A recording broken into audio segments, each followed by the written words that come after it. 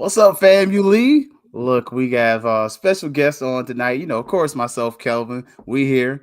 Brian's What on up, yo? assignment. Y'all know Marcus. He's steady working. But look, we look by the end of the season, we're gonna have a whole family up here. But let's make sure we bring them all in. Fang Exchange. We got Ashley. We got Tashay. Hey, We got What's up, ladies? and we got my man Penalty Talk in too. Look, Things up, Rattlers. Y'all looking beautiful today. hey. Handsome and beautiful. Let me put it that way. Wait, guapo. We international right here, fam. Man. So, how's everybody feeling today, man? We got a little dove. Got that good feeling on us, man. So, how y'all feeling about that? I started to wear my hat backwards today because we was a little gangster in Arkansas, but I said, I ain't gonna do it. I said I'm gonna be calm, but yeah, I'm feeling good.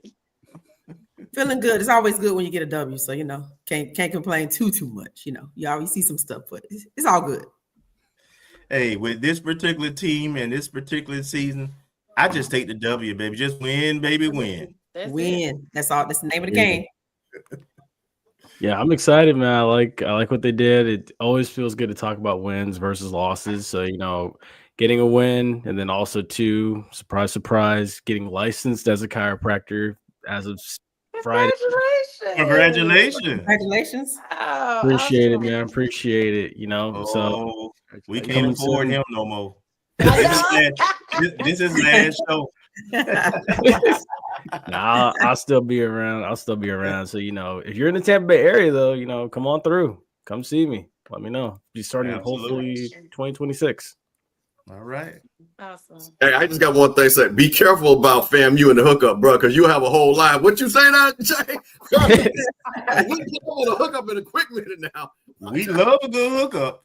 Hey, the best I can do is starting next year, 50% off the week of homecoming and the week of the Florida Classic. Okay. There it is. Right. We got the hookup already on the way. Yeah. Exactly. All right. Well, look, got a new chiropractor in the group, man. Look, I'm loving the sound of that, man. But it sounded like the Rattlers did a little back breaking up there in Arkansas. Great segue. There you go. And a little heartbreaking at the same time. But kind of looking back at that game, man, y'all saw more than I did. Ain't gonna lie, caught about that first quarter. I don't know. I need HBCU go to kind of do a little different, man. Down here, at least in our area, you couldn't watch it on TV. You had to watch it on like the phone or the computer. And I found myself comatose trying to watch that phone after the first quarter. I caught back the fourth quarter. But how did y'all feel about that first quarter, kind of how it started and how the game went? Well, I thought they did a good job defensively, tackling to start the game off in the first half. Still a few, misreads and everything. But defensively, I was impressed. It was a better display. I'm going last. Okay, well, I was gonna say I will just keep going. Well, I'm going to get into this a little bit more. Once again, I always hate that we don't score first, but there were things that happened in that first quarter, and I got a crack research staff, and we're going to talk about this. That they had several penalties that brought touchdowns back in that first quarter. Yeah. So while it looked good 7-0, it could have been much worse on their side, which again kind of concerns me. Which again, the Achilles heel of this team is clearly pass rush and pass defense, as we know, and Keith got a breakdown on that. But other than that, I'm just not satisfied because again, when you see some of the big plays, once again, when you score first, it just puts the other team on, as they say, literally on defense. So that's my only thing about that. Okay. Yeah. Okay. I could definitely agree. And just the scoring part, like that's been our thing, our MO, should I say, all season, right? We aren't really putting points up early. If we do get so happen, it's likely a field goal. So while there are things that you can kind of attribute to, it's still the struggle in game 8, 9. Same, you like to see some improvement in those types of plays, especially scoring, because you got to win. You got to score to win. So you like to see improvements there in order to, like it was already said, you score first, you kind of start to demoralize the team. But you get the ball first, or your first drive and you're 3 and outs, or even if you're just giving the ball up fast without a score, any type of score, it keeps that hope alive for the other team. Absolutely, and I saw where Jordan put in there. It's kind of the same old stuff every week. Like that's definitely a very valid point. And I think that's some of the frustration of Rattler Nation when you're kind of watching this. Some of the things that you saw later on in the game was the flashes. Like that was the scary part. You saw how fast this team was, and you were like, "Yo, if we could see this from Goldie every play, if we could see this from this player, that player, and get them the ball in space and that nature, oh my goodness, what would this team look like?" Yeah, so Ashley will tell you, I was concerned about this game coming in just because Tony Hall and Chris Peter, the quarterback, I knew that they could score the ball, and I know we struggle with our pass defense. I didn't think it was as bad as I think it was kind of revealed this game particularly. But I was concerned about this game. And the first quarter, I think Ashley and I were on the phone, and we kind of got off the phone, and then it started kind of acting up, and I was like, we need to get back on the phone. They played better. It seemed like they were playing better. We were on the phone. Me and Ashley, this is the only time we superstitious, okay? When it comes to FAMU, we don't go to certain games together. We don't go to certain games apart. Oh like we goodness. really, it's serious because. Yeah, so I was concerned about this game, like I said, just because I know Tony Hull's offense, they can score the ball and they keep a good quarterback. And, we saw that definitely in that game. So I'm happy we got the dub, but it was nerve-wracking, definitely. Mm-hmm. So I know Ashley is a high school athlete. Did you play any sports also, Tasha? No, I cheered. Okay, well, that's a sport. Anytime Just girls now get dropped, becoming that's a a sport. now. But when we were in high school, they didn't consider it no sport. But yes, it is now. But the reason I say that because when I heard superstitious, anybody who played any kind of competitive, we believe in superstitions. Number one, superstitions hard, yes. And all I'm going to say about this game, you all pretty much said it all. Is what I said before we came on air. Y'all need to start having expectations about this team looking different. We're going to get off the slow starts. We're going to give up some points, but we're going to out-talent the teams we better than. Yep. And that's what we saw. Yeah, definitely. Is that we are who we are is the epitome of that. You mentioned a slow start, but the half finished with us ending up with a lead, albeit small, 10-3. That first half, we kind of come back there in the second quarter, scoring 10 points. How y'all felt about that? Just getting that 10-point in there and kind of just finally going into halftime with a lead for the first time in a good little minute.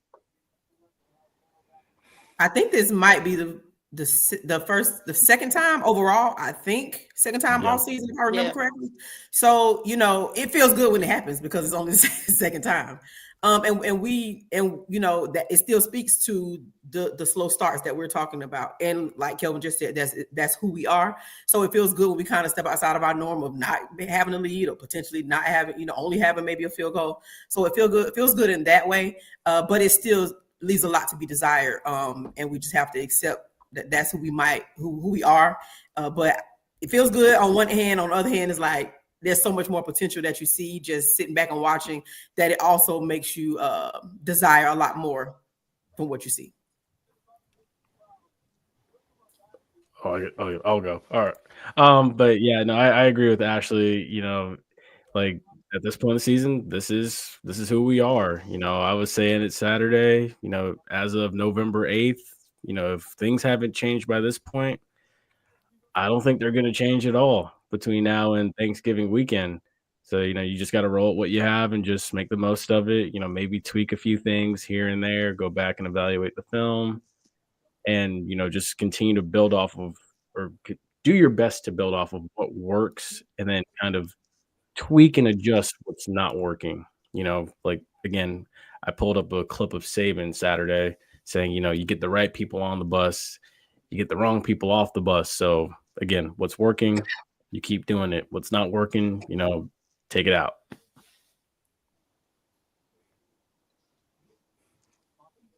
Anybody else? Oh, I was going to let Tasha go. I thought we were just kind of going. Tasha, were you going to say something? No, go ahead. You got that. I said. Well, here, I understand the part of we are who we are, and you guys that have played sports, ran businesses, you still want to see improvement. That's the disappointing thing.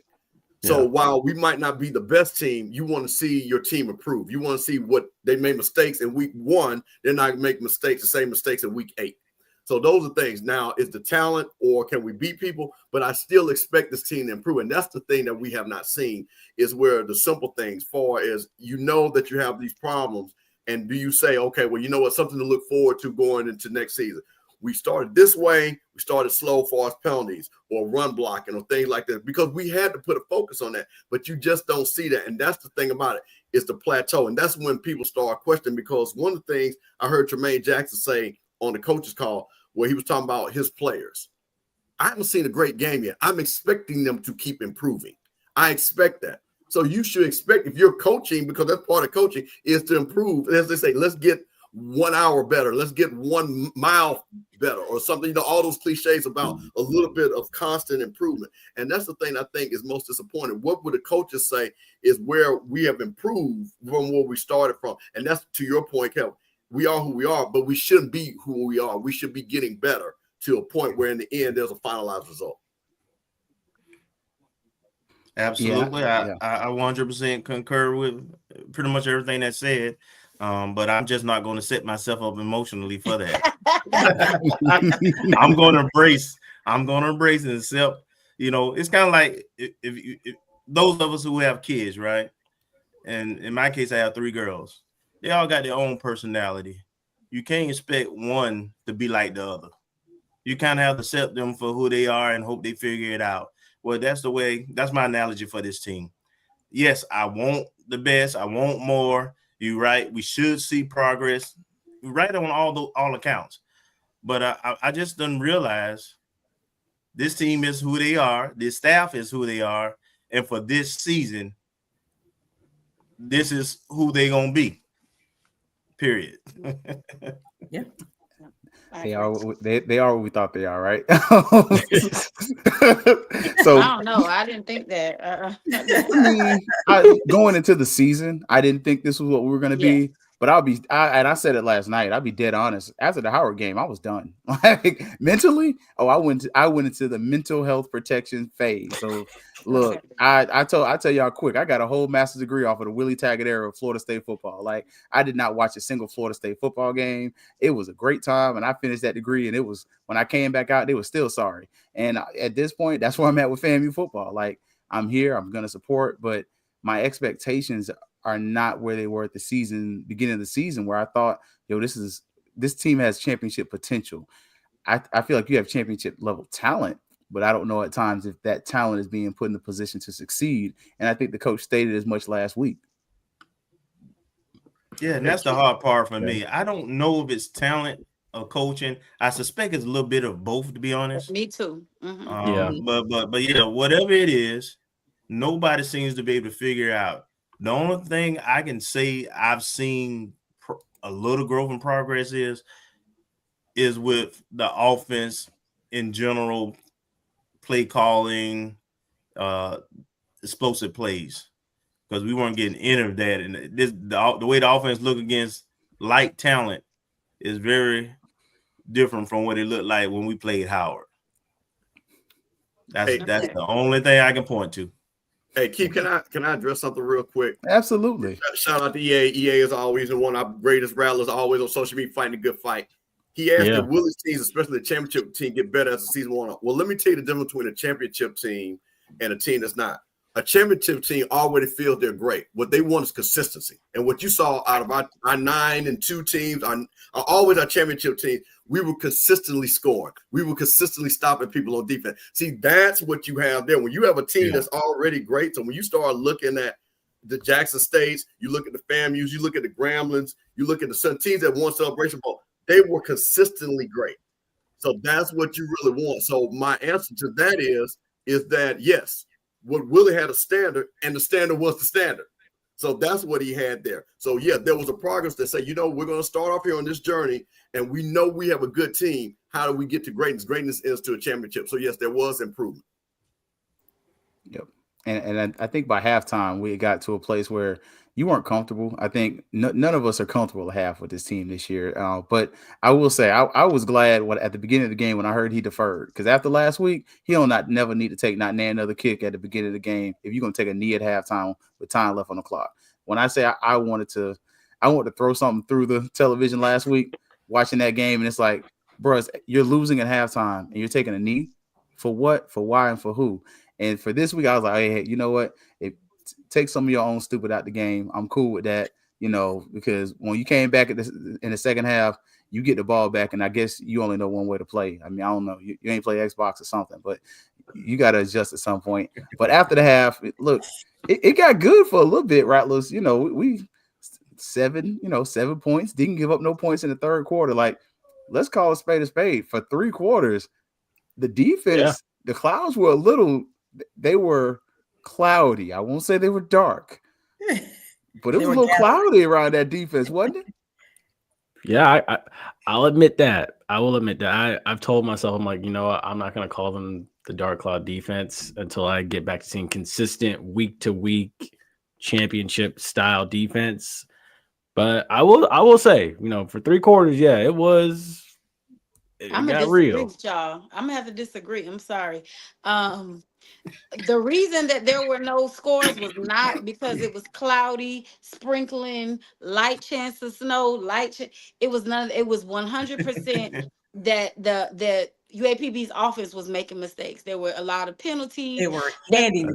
When I tell you Chris Peters was airing that joker out every time you turn around, every DB we had was getting beat. And I love them. Y'all know I love y'all. But we gonna call a spade on here tonight, because that should not have looked like that. Tackles, missed tackles, no wrapping up. It wasn't cloudy. The lack of scoring was not because it was dark and cloudy. It was literally on the mistakes of the offense of the other team. It was actually bad. It was not good. The scoring, we did, we held them, but it was not because of us, in my opinion. You know what I'm saying? That's just my opinion. 100%. Steve already had alluded to it. Tasha's hitting. Hey, that guy threw for 350 yards. Come on, yeah. I mean, come on. I mean, it was not a good defensive performance. We just was able to, again, our talent. They really didn't have a great defense, and frankly, every team we play on from here on out is falls in that category. Mm-hmm. Yep. They're not a defensive juggernaut. We'll be able to put up points, and we're just gonna have to outscore them. Mm-hmm. That's exactly what it is. Yep. I mean, our DBs were getting beat like they stole something. Bad. So we've got to. That's an area that needs to be improved. That was it to me exposed. I don't know if it's been exposed in that manner prior to yesterday. Maybe it has been, but it was just so glaring. They were just like Shay said, airing it out. And let me tell you how I think 3 or 4 times Tony Hall went for it on 4th and 8, 4th and 12, 4th and a couple of times. No lie, y'all can check. He went for it on 4th and 12, and we're not talking about at the end of the game where you don't have choice. We talking about like the second quarter. Mm-hmm. Third quarter, he was going for it on 4th. 2 times I remember specifically, he went for it on 4th and 8 and 4th and 12. And I want to say he might have converted once or twice. On 4th, literally, it was how many times? 2 for 2. See? Definitely converted on a couple of those 30 longs too. Converted on those 30 longs. Yes, it was bad. 4th and 12. You know how disrespectful that is. Yeah, to go for it. They were 9 of 14 on 3rd down, and then they were 0 for 3 on 4th down. Yeah, 0 for 3. Sorry, 2 for 2 on the red zone chances. 9 for but 14 on those. It was those third down. I'm talking about 3rd and 17. Third. But we're one of the worst third down defenses. Oh yeah, you got to be in 100%. College football. Like, I'm sorry, 100%. like I hate to say this, another Xbox reference, but Cozy, I like you. You're a good dude. You got your PhD. You're probably more qualified to be the university president than some others, because you actually have a degree in education leadership. But guess what, bro? Defensively, it's time to pass the sticks. Yeah. Oh yeah. 100%. I mean, I agree. Well, I just want to say, so you know when it's bad. So my mother does two things. So she has on her Infinity, you know how you can set when a certain school comes on, it'll say, hey, this team is playing. So when Jack State or FAMU is playing, it automatically pops up. So she's always watching both teams. You know it's bad when your mother, and I'm just, as they say to defending, I'm not going to say the number, but you know it's bad when your mother calls you and say, who is number such and such? Why is he always getting hurt? You know, that ain't a good thing when your mama knows that such and such is in the action. And we know who such and such is. And, you know, just out of respect, I'm just not going to say the number. But that's bad when your mama say, who is such and such? Probably was 19, respectfully, of course. I love him so much. I really do. I like him as a player. Like he got a fumble recovery last week, but he needs safety help. Like, honestly, I think a lot of this is scheme, though. Like, there's a certain point, and that's why I'm saying, like, I told you I don't dislike Cozy, but as a defensive coordinator, I hate what I'm seeing because we're doing a lot of drop A, even when the guys are in like zone coverage. Whoever the heck is covering the middle of the field, especially if it's a linebacker, he's going to get burnt. It's not an if, it's a when. We're going to look at the play in a few minutes, really short. But it was like you're consistently seeing the same thing over and over, that you're pretty much playing prevent defense. And the only thing prevent defense does is it prevents you from winning most times. I said it. I will give credit to UAPB for this. They have pretty good skilled people. Yeah. That receiving group, that receiving core as a group, they're pretty good. They're decent. And the quarterback is one of the few quarterbacks that we face that can, make us pay. That's consistently accurate. So yeah, offensively, they have some pieces. So I just wonder. Oh, no, you good. Oh, I was gonna say, like, I just wonder, like, defensively, like, because I saw the clips and stuff like leading up to tonight, and I'm just like, are we talking enough on defense? Because defense is all about communication. Yeah. Like, are we saying, are we giving signals of like for emotion, or are we saying like, motion? Or are we saying like you pick up this, you pick up that? Like, y'all will see when we roll it. But yeah, I have so many questions, man. Kenwick Thomas is our DC. A. William S. Kenwick Thomas, he was formerly at UAB. That's what it says. DC. That's who it says, the defense coordinator. Right. We know who really calling the plays, though. Well, I think the scheme is him, because we've been told that I'm trying to be careful, but yeah, we've been told that what I mean, that some of it is complicated because of his entrance. So everybody kind of be quiet. That's all right. Look, I don't stub no toes. Y'all know Cozy said he calling that defense. I don't know why we trying to dance around it. We don't duck no smoke around here. We're gonna tell like a TST is. The head coach say he is calling the shot. And offensively, it looks like the head coach is also calling the shots. Look, I ain't gonna cut it no way but straight. I'm sorry. In the end, FAMU does win the game after a fourth quarter that literally, if you had 4 of those, that would be almost 80 points in a football game, with 84 points. We gave up 21 points in the fourth quarter. Disastrous. But you came out with a win. So end of the day, I think we're all kind of excited.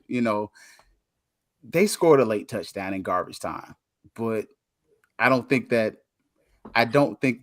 game was really, I don't know if it was, that final score really says how close the game was, or if it just causes more concern for those that, are ready to kind of turn the page on this regime. So that's y'all. That ain't Keith. I'm cool. I understand. We left a lot on that field, man. Offensively. It said how close the game was. I think it showed. If you're an onside kick away from a game, that's close. Defense, that last defensive drive was probably the worst I've seen all year. Almost. It reminded me of the Howard defensive drive where we got all excited because we up by 1 point, 2 points, and then 15 yards here, 17 yards here, just driving down the field in no time. Howard, Alcorn State. You can name any game we done played this year. Whenever we go about double digits, immediately the defense gives it right back. And I want to point out something that Tashay's making a point. They went 6 plays, 75 yards.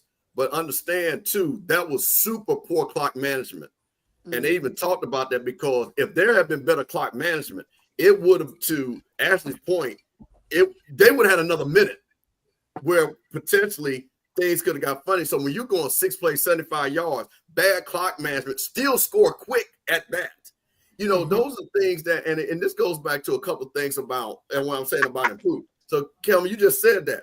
Listen to the games you named. We've seen that consistently. To me, as a defense, all right, guys, we've seen it before. I need you guys to make a stop. Let's slam the door. Let's get on out of here and get back to Tallahassee. Yeah. Those are things that you talk about because you know this has happened before. And to answer the point, and we have seen games in this conference and nationally where you thought the game was won or lost, and it was not. You know, like I say, so we can't sit back there and say we literally saw a game in Las Vegas. Something like that kind of happened. We thought, hey, we score, but all of a sudden something happens. A play here, and then a 44-yard field goal wins the game. Yep. You know. Yep. And Fat Mouth Sports in the comments. Steve mentioned something about that last week. Not about this person, but he was talking about Nate Rembert, and it's the same thing with Kareem. Nate Rembert, Kareem. If nobody else, he shouldn't have got nowhere near the end zone because we know what he can do. Nate Rembert last week, he shouldn't. Everybody and their mama might have scored last week, but he shouldn't. And the same thing this week. We know what Kareem can do. That boy was trying to have a 100-yard game on us again, and we about let him do it. Yep. You almost got a little get back. It's beyond frustrating, but it's a win. So, you know, let's we've been here for a good little minute. Let's let everybody get a good 2-minute break so y'all can restock. You know, might put some Jazzle in your juice. You know, my juice is always Christianated tonight. You know, ain't none of that Fang Exchange in there tonight. But you know, don't catch me at the Nuke tailgate. I'm telling you, like if you catch me in that first shift, if I'm working beverages, I'm heavy-handed. So don't come up to me talking about you a lightweight.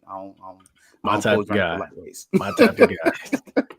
All right, y'all. 2 minutes, 30-second break. We're gonna come back, and when we come back, we're gonna do our 2 segments where we're gonna kind of, you know, get a feel and look at some of these plays. What you see is what you get, and also we're gonna go straight from there to the good, the bad, and the ugly. So we're gonna have right there double segmented up so that we make sure we get y'all in here, man. We're not here for a good time. Only for a long time. We're for a good time. All right, y'all. Y'all get ready. 2 minutes, 30 seconds, starting now. You're looking for the latest information on Southern University sports, the Southwestern Athletic Conference, and HBCU athletics. There's only one place to go. Tune in to the Carlos Brown Show, exclusively on the Black College Sports Network. Planning an event? From weddings to corporate functions, CMJ Events LLC brings over 15 years of experience to make your vision a reality. Based in Metro Atlanta and serving statewide, even internationally, we provide versatile event planning and authentic catering cuisines tailored to your needs. Whether it's pre-game meals for student athletes, fundraisers, weddings, corporate functions, CMJ Events LLC is your one-stop solution for exceptional service and unforgettable food. Our diverse culinary heritage means we cater to all cultural tastes, dietary needs, and food restrictions, making every meal uniquely yours. Let's make your next event unforgettable. Visit us on all social media at CMJ Events LLC or email us at cmjeventsllc@gmail.com. Also give us a call at 404-664-3882 so that we can start planning now. College football fans, a champion will rise in Atlanta on December 13th. MEAC champion, SWAC champion, the 10th Cricket Celebration Bowl, crowning an HBCU national champion. For event and ticket information, visit thecelebrationbowl.com. Since 2002, Empowerment Resources, Inc., a nonprofit organization, has empowered more than 1,500 youth and adults in Duval and surrounding counties. Through its programs, Journey into Womanhood, Girls Mentoring, Life Skills for Teens, and parenting education coaching. To get involved with programs, volunteer, or donate, visit www.empowermentresourcesinc.org. Follow us on social media, facebook.com/empowerment.resources and instagram.com/empowermentJAX. For over 30 years, HBCU Image has been more than just an apparel store. We've been a movement, a statement, a legacy. We celebrate the pride, the purpose, and the culture that make historically black colleges and universities legendary. HBCU Image, a Kenny T's company. ESPN Events presents Red Lobster Band of the Year. Returning to Atlanta on December 12th, 4 bands will qualify for the big stage, where 2 national champions will be crowned. Follow us for rankings updates throughout the season, and join us on December 12th. For event and ticket information, visit bandoftheyear.com.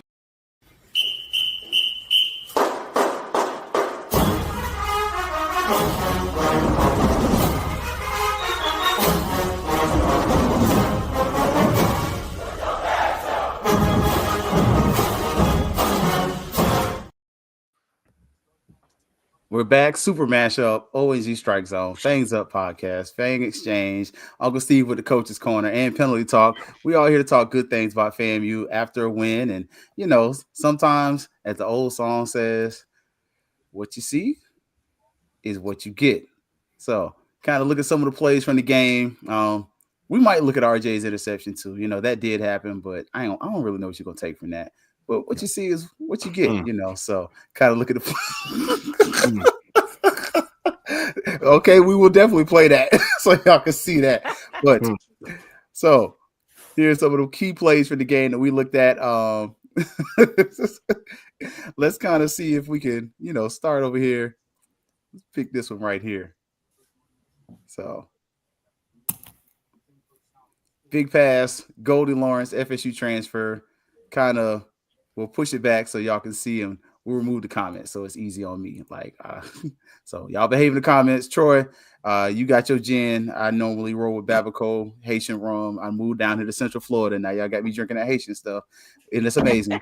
5-star. Anything less than a 5-star is not worth having. But what do y'all see just at the beginning of the play here for RJ? Well, I was gonna say I see, you know, he strictly stays on his first read the whole time.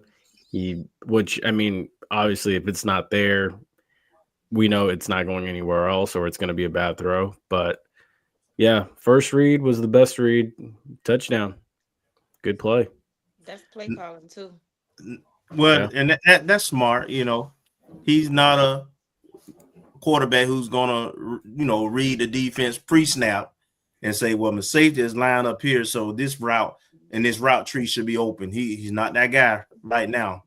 So you want to give him an easy read, an easy throw. The slant is the easiest route to throw. And that safety took a bad ankle, and it was over as soon as Goldie caught that ball. It was as the announcer said, he gone.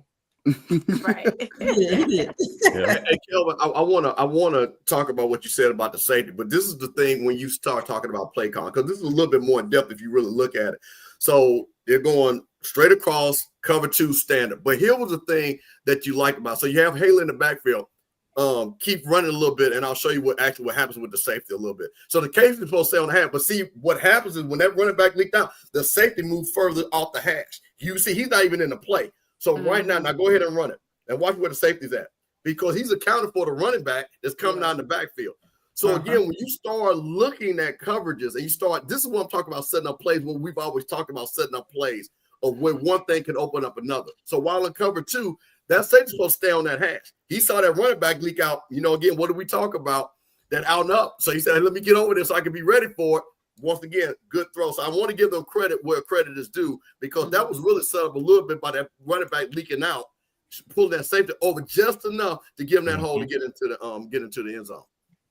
And as we often know, that running back oftentimes get the pass, right? He usually gets that short dink pass. And while he had some yardage, he could have made some yardage. It probably wouldn't have been a touchdown. You know, most likely, unless he made a good move, it wouldn't have been the touchdown that it ended up being with Goldie. So another opportunity to go against your tendencies. Unfortunately, let's be honest. I think the good part is that you threw to Goldie. Like, if you throwing that to some of the other receivers, that ball's thrown in triple coverage. Like, you know, he threw it to the right person. But if you're kind of looking at reading the actual defense, the running back was probably who he probably should have thrown the ball to. If you're gonna, well, no. Actually, no. Let me tell you something. No. We'll see. EA, no, because you gotta understand something. Remember, the linebacker, they're playing cover 2. He's sitting back again. I'm talking about what the safety. The play was made because the safety didn't make the play. That's what I'm talking about. The touchdown happened. Oh, I see what you mean. Yeah, that safety moves over. Right, because he's shading over. And remember, you're talking about a speed guy. See, this is again when guys start and see this. Okay, I'm about to get on my soapbox real quick. This is why you got to put speed guys with speed guys to distress the defense, because he knows that guy Haley can go. So let me get a couple of steps over just in case. So that's the reason why I want to see more route combos with Goldie, with Wilshire, with guys like that, so you can put stress, because one step allows a guy like Goldie to go to the house. Correct. Yep. And it was 4th and 5, right? So that's exactly why they thought it was gonna go to Haley, I think, because he was more, he's our reliable guy or whatever. So that I agree with you, Mr. Camp. And I said that from the jump that that was a good play. That was a good play. That was dialed up right. Okay, so we got a good play. Let's kind of go to the other side right fast. Like, so we got this right here. Run this one back. Yes, sir. Absolutely. Like, what do y'all see first and foremost? Just looking at the play there. Confusion in that corner over there. I saw that one in real time, and it just pissed me off. I walked away. This is that play where I was saying earlier, like, are we talking to each other? So, like, I even wrote down for this one, when you bring it all the way back, when you go back, like, so 10's in motion, right? And at this point, right there. At this point, you have, I believe that's 12, and you have Nayron right there. Whoever that safety is at the top, number 17, needs to already be saying, motion, motion, motion. And that needs to signal to our other safety, because I feel like he's the one that is supposed to take him. You need to come down. You need to pick him up. And then that running back peeling right up the seam, that's supposed to be Nayron's guy. It's Justice Cross. He's watching the quarterback because, again, I believe that quarterback run. So it's putting stress on him now, because now he has to do his job. He has to do double duty. And then you see it after this play is over. Justice Cross, he's getting on Nayron, and he's telling him, he's like, dude, you got that up. You have to have that. So, again, this is just miscommunication all the way around, from the safeties to linebackers. So that when one guy doesn't talk, you can see now, like, it's stress. Exactly. Let me say one thing, though. Anybody who has coached football, watched enough football, that a linebacker on that guy is a mismatch. Once he got within five steps of him, he was beat. He wasn't going that DB who was there. He wasn't going to be able to run with him. A linebacker wouldn't have been able to run with him neither. Now, he was in good position. The question is, why did he come up? To me, I believe it may be the same guy, but what I don't understand is just like what I said last week about Rimber in his first touchdown. I'm not sure the football IQ is being displayed there, because if you look, there's no reason for him to come up and try to play that guy up front. The guy just runs right past him. He sees him. There's no trickery in it or anything. Nothing. Yeah. He almost like he was trying to go. He was guarding the other. And I don't think that they were looking out for the quarterback, because remember, this is the play right after Chris Peters gets his mouth bust. So we got the backup in there. Right. Yep. He just missed it. I think it was miscommunication, because Nayron and Cross were fussing. 17. I forgot who that what's his name? But anyway, they were fussing. I think it was some miscommunication or a mix up there, because nobody was where they were supposed to be.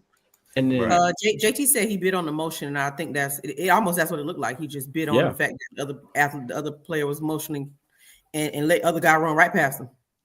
And then my other thing too with all this is, like, I get it, football is not what it used to be 15, 20 years ago, but do we realize that, like, we're allowed to jam guys within 5 yards? Like, because my thing is, if that running back is releasing, if I'm Nayron, exactly. I'm chipping him. I'm knocking him off his mark. At least if I'm beat, I can buy some time for Justice Cross behind me to pick him up and run with him. Like look at even the wide receivers here. Like nobody is getting a hand on anybody. We're not pressing them. We're inside the 20. Like, like come on. That drives me batty. First and foremost, the set in general. I hate the fact that this corner gives the receiver a free release up there at the top of the page. And then at the bottom, I mean, I kind of get why you're playing a little farther off because it's a right-handed quarterback. He is throwing over his body to his left hand. So it kind of gives you that extra space to react. But as much to your point, where are we making contact? Because within 5 yards, you are allowed to make contact. And honestly, that's that place at the line of scrimmage where you're forcing that. Like, I'm going to force you to either show me you can get off a jam or show me you can't get off a jam. And at some point, you got to slap somebody. Like as a receiver, I'm sorry. Like if you're going to jam me, I'm slapping you. And it's not mean to be, I'm not slapping you in the face, but I'm slapping your hands. I'm doing whatever I can to get off you. All that shaking and shooking ain't going to do nothing if I got you and you can't get off the line for 5 yards because the ref's not going to throw the flag for pass interference because you got 5 yards to do whatever and I can maul you. So I think at a certain point, I don't know if we're challenging our opposing receivers, and it sure as sugar don't look like we're challenging them when you're giving up 300 point plus yards in games, passing wise. And I'm not sure we line up correctly on there.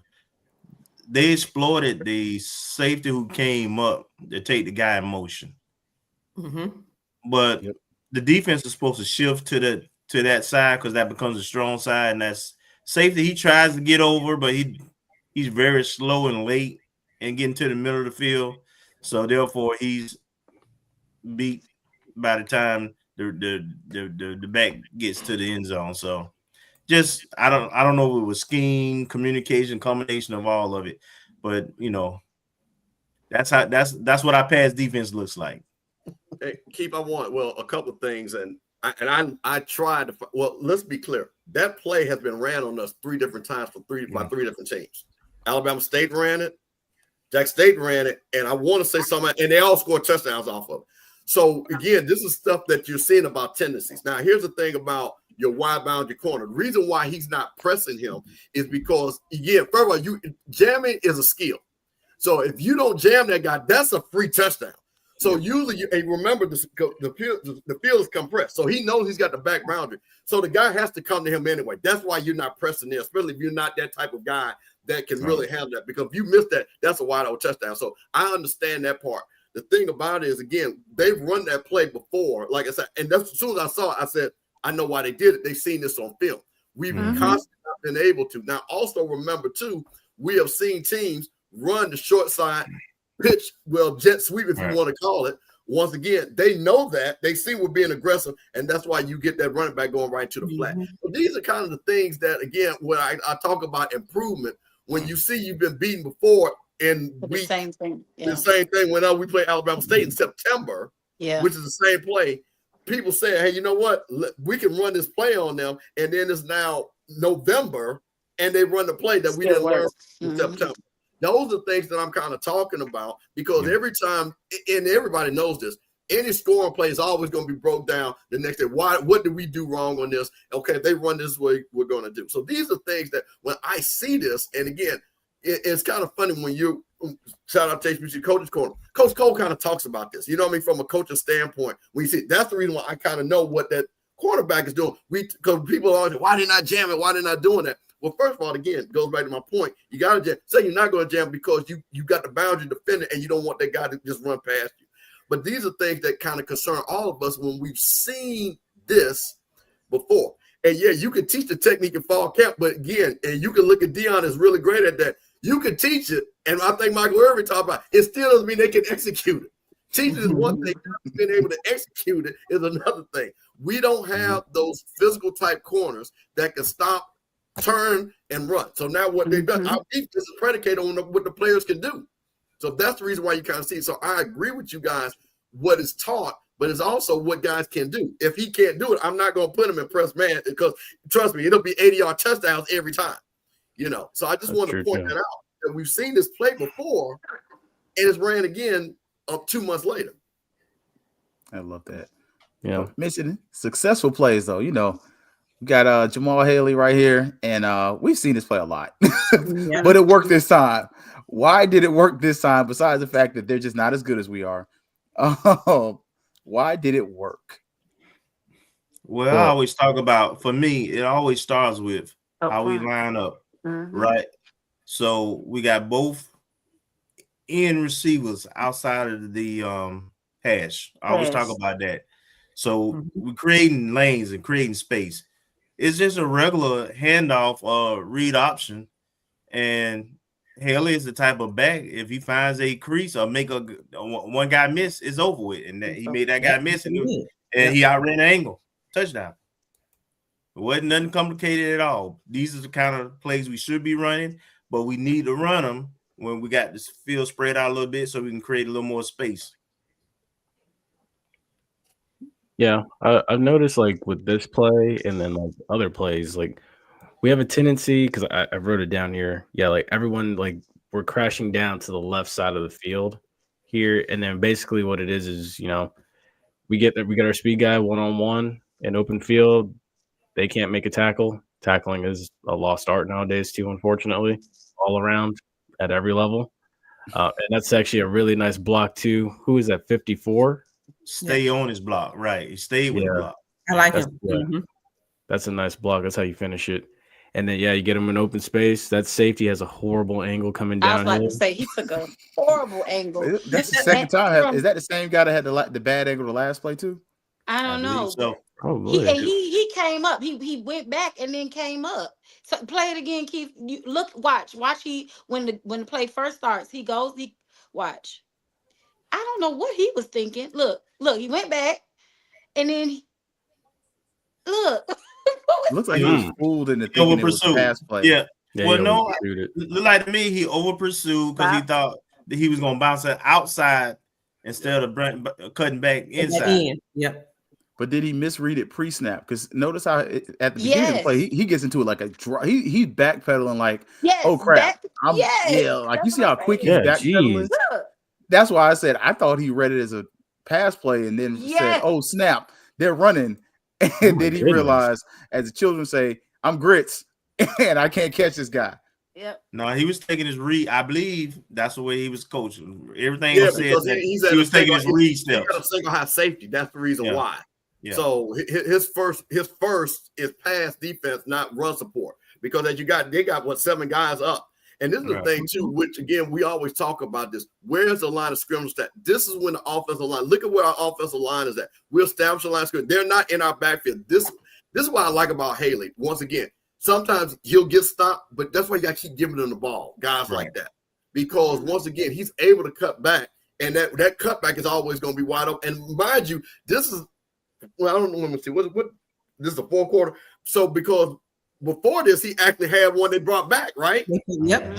Right before this. Yep. So again, if you keep giving them the ball, and again with the offensive line going again, and like you said, 54 with a great seal block to really do it. So this is the thing that just kind of frustrates you when you kind of see this, like, why we didn't work on this at the beginning of the year. These are things that you kind of say, get your fast guys to be fast. Right. I like the formation too. Like, I'm a sucker for the pistol. I think the pistol does something for a guy like RJ who doesn't read very well. That it helps him as far as just being able to already have stepped up in the pocket. He doesn't have to move about the pocket as much. And even with this, see how Haley gets a running start, almost like the I formation opposed to the sidecar thing. So for me, I personally do like the pistol, and I love the fact we have 6 down linemen. I mean, you have 5 offensive linemen, you have a tight end as well. I think that also helps, even though the tight end on this play, he blocks to the left, and as Jay Peeps mentioned, everybody really blocked to the left. I think that was really a great play. And then you can't leave out the fact that the receivers blocked. Like, one of the receivers blocked, the other one, he just runs the guy off because he's like, well, crap, this dude thinks I'm gonna catch the ball. And I think that was part of why the play was so successful. Jordan. And Haley, the reason he's also successful with these type of read option runs, he presses the line of scrimmage before he makes his cut. So, that play was going to the left side of the field.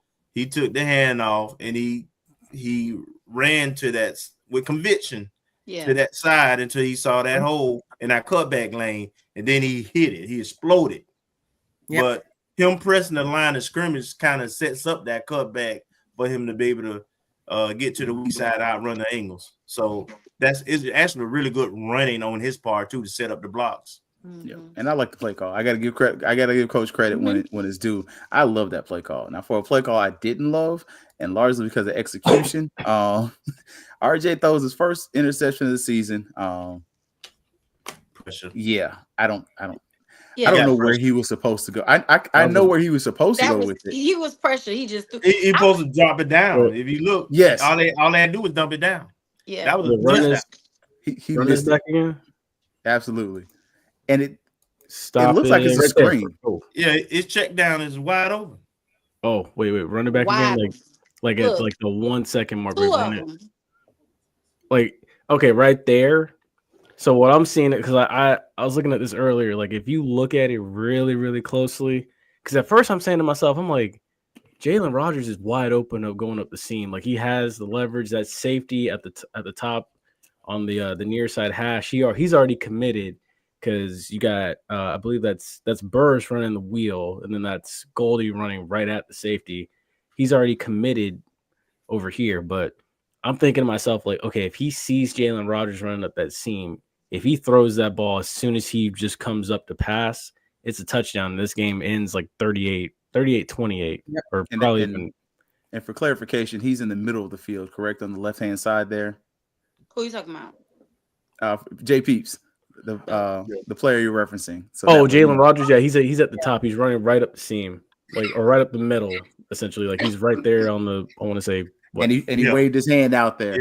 Yeah, because if he had thrown it right at the right moment, he would have ran the rest of the way in it. Yeah, but he didn't have time. Yeah, but he didn't have time immediately. He didn't have time at all. You see, look at our line. They're in the huddle. They're talking to each other. Look at them. Right there. But look at them over there, all on one, but all hanging out together. All hanging out together. But this is unpopular opinion.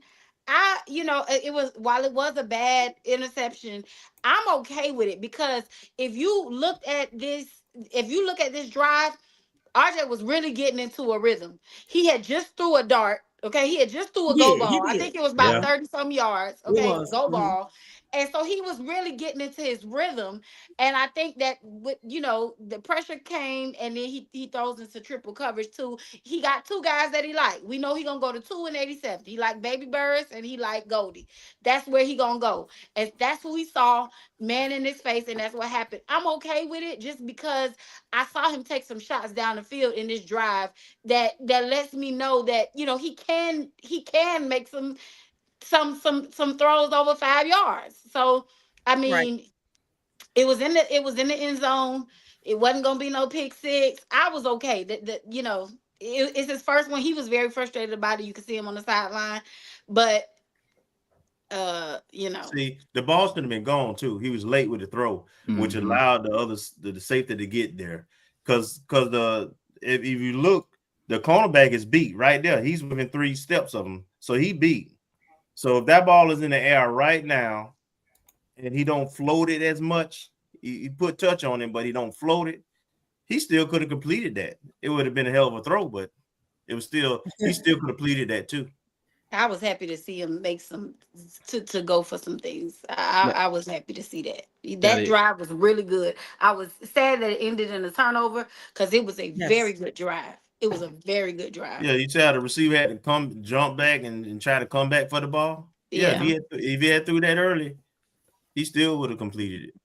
Now, the only thing I'll say in defense to what I see here, and it goes to EA's point where he says, no, you can't have turnovers in the red zone.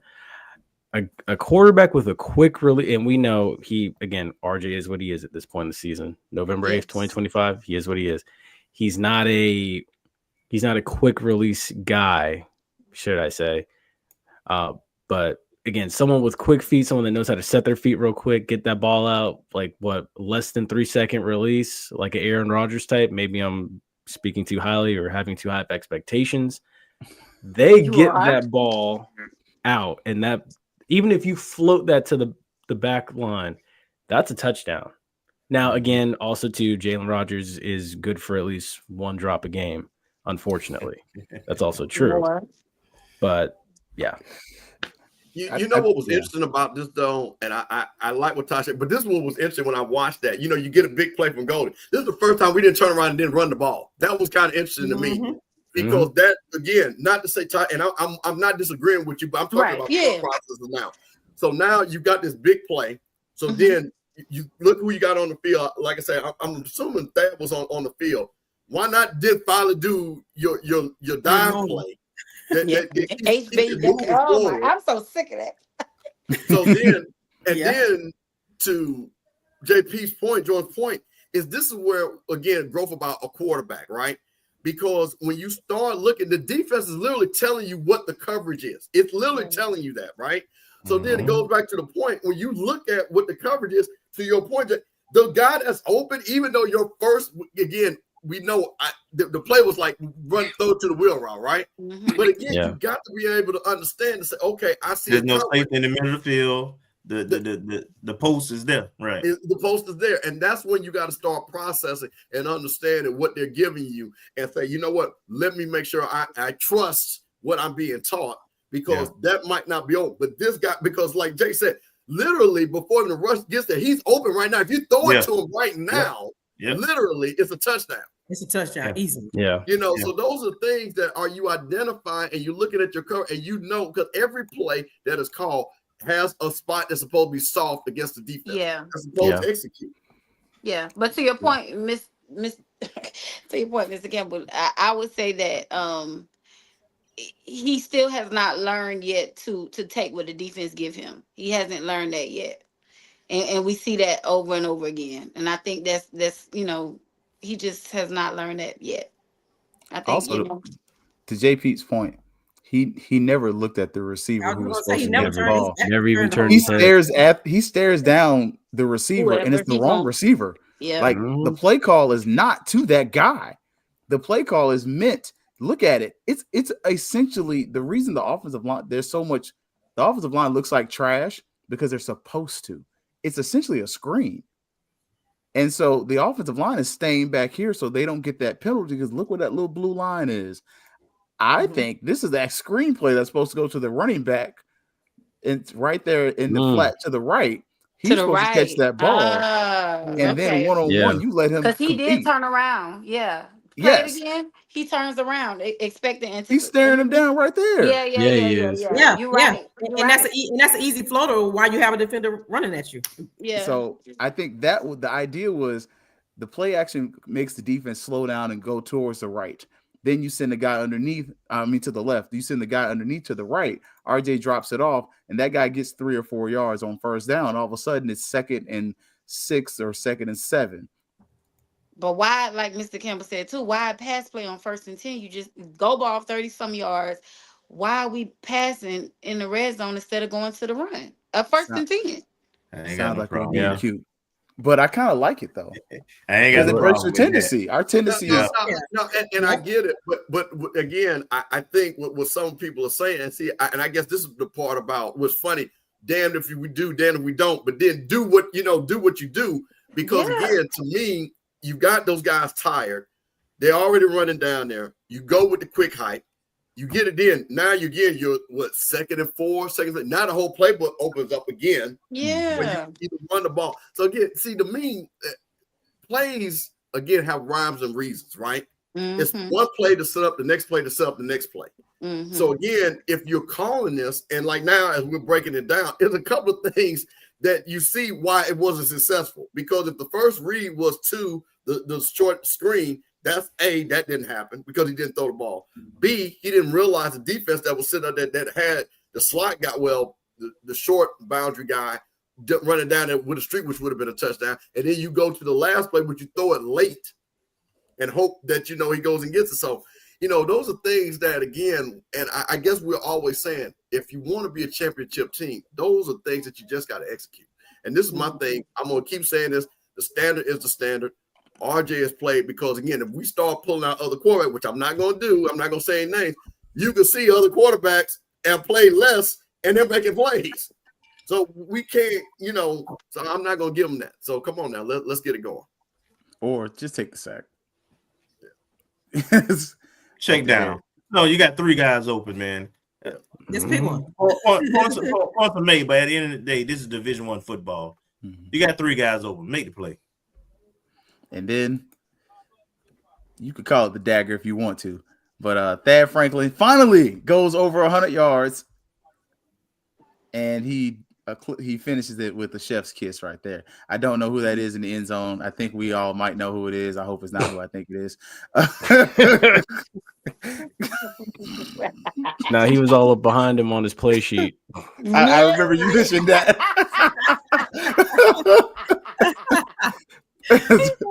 Another kind of unbalanced front here too, though. So that's the thing. We got a thing with these unbalanced fronts, which I don't hate. 6 down linemen. I feel like I don't know if that's my favorite tight end in there or not. It is because he missed that block like hell. Hey, that's still my dude. He got a little what's for. Look, 24. That's my dude. Ritter is my guy. Watch the safety for Pine Bluff on that side at the beginning of this play. He bailing out, right, because of our alignment, and he's got outside responsibilities. And so when he comes back into the play, that's him missing the tackle too. They were tired by then too. They were tired. They was tired and they didn't want no smoke. Like they was looking. Not. You started looking like, look who's running downfield, and kind of much to your point. We made this point about Jackson State. Look what that offensive lineman is. Is that 5 yards down the field and he's making a block and engaged? That's Reed Taylor. He's staying on it, right? Yeah. And then look at our wide receivers. Like this is what made the play. Our wide receivers blocking. Yeah. Ace Cobb. Yeah. Jones High. Well, let me. I saw this play, and I just want to be that guy just because we're having a great show, and plus you saw the Patriots running back. Looking at too soon. And again, so I'm asking, and again, not saying there's a right or wrong. Okay to score. Too soon, man. So again, I'm not saying the right or wrong, and this is not a criticism. I'm just curious about people's thought process on the panel. So we know it's 156. All their timeouts are out, right? 2nd and 8, 1st down. Again, should he have scored? Should the coach tell him get down and then go to Ashley point because now they sell and Tasha come right back and score. Exactly.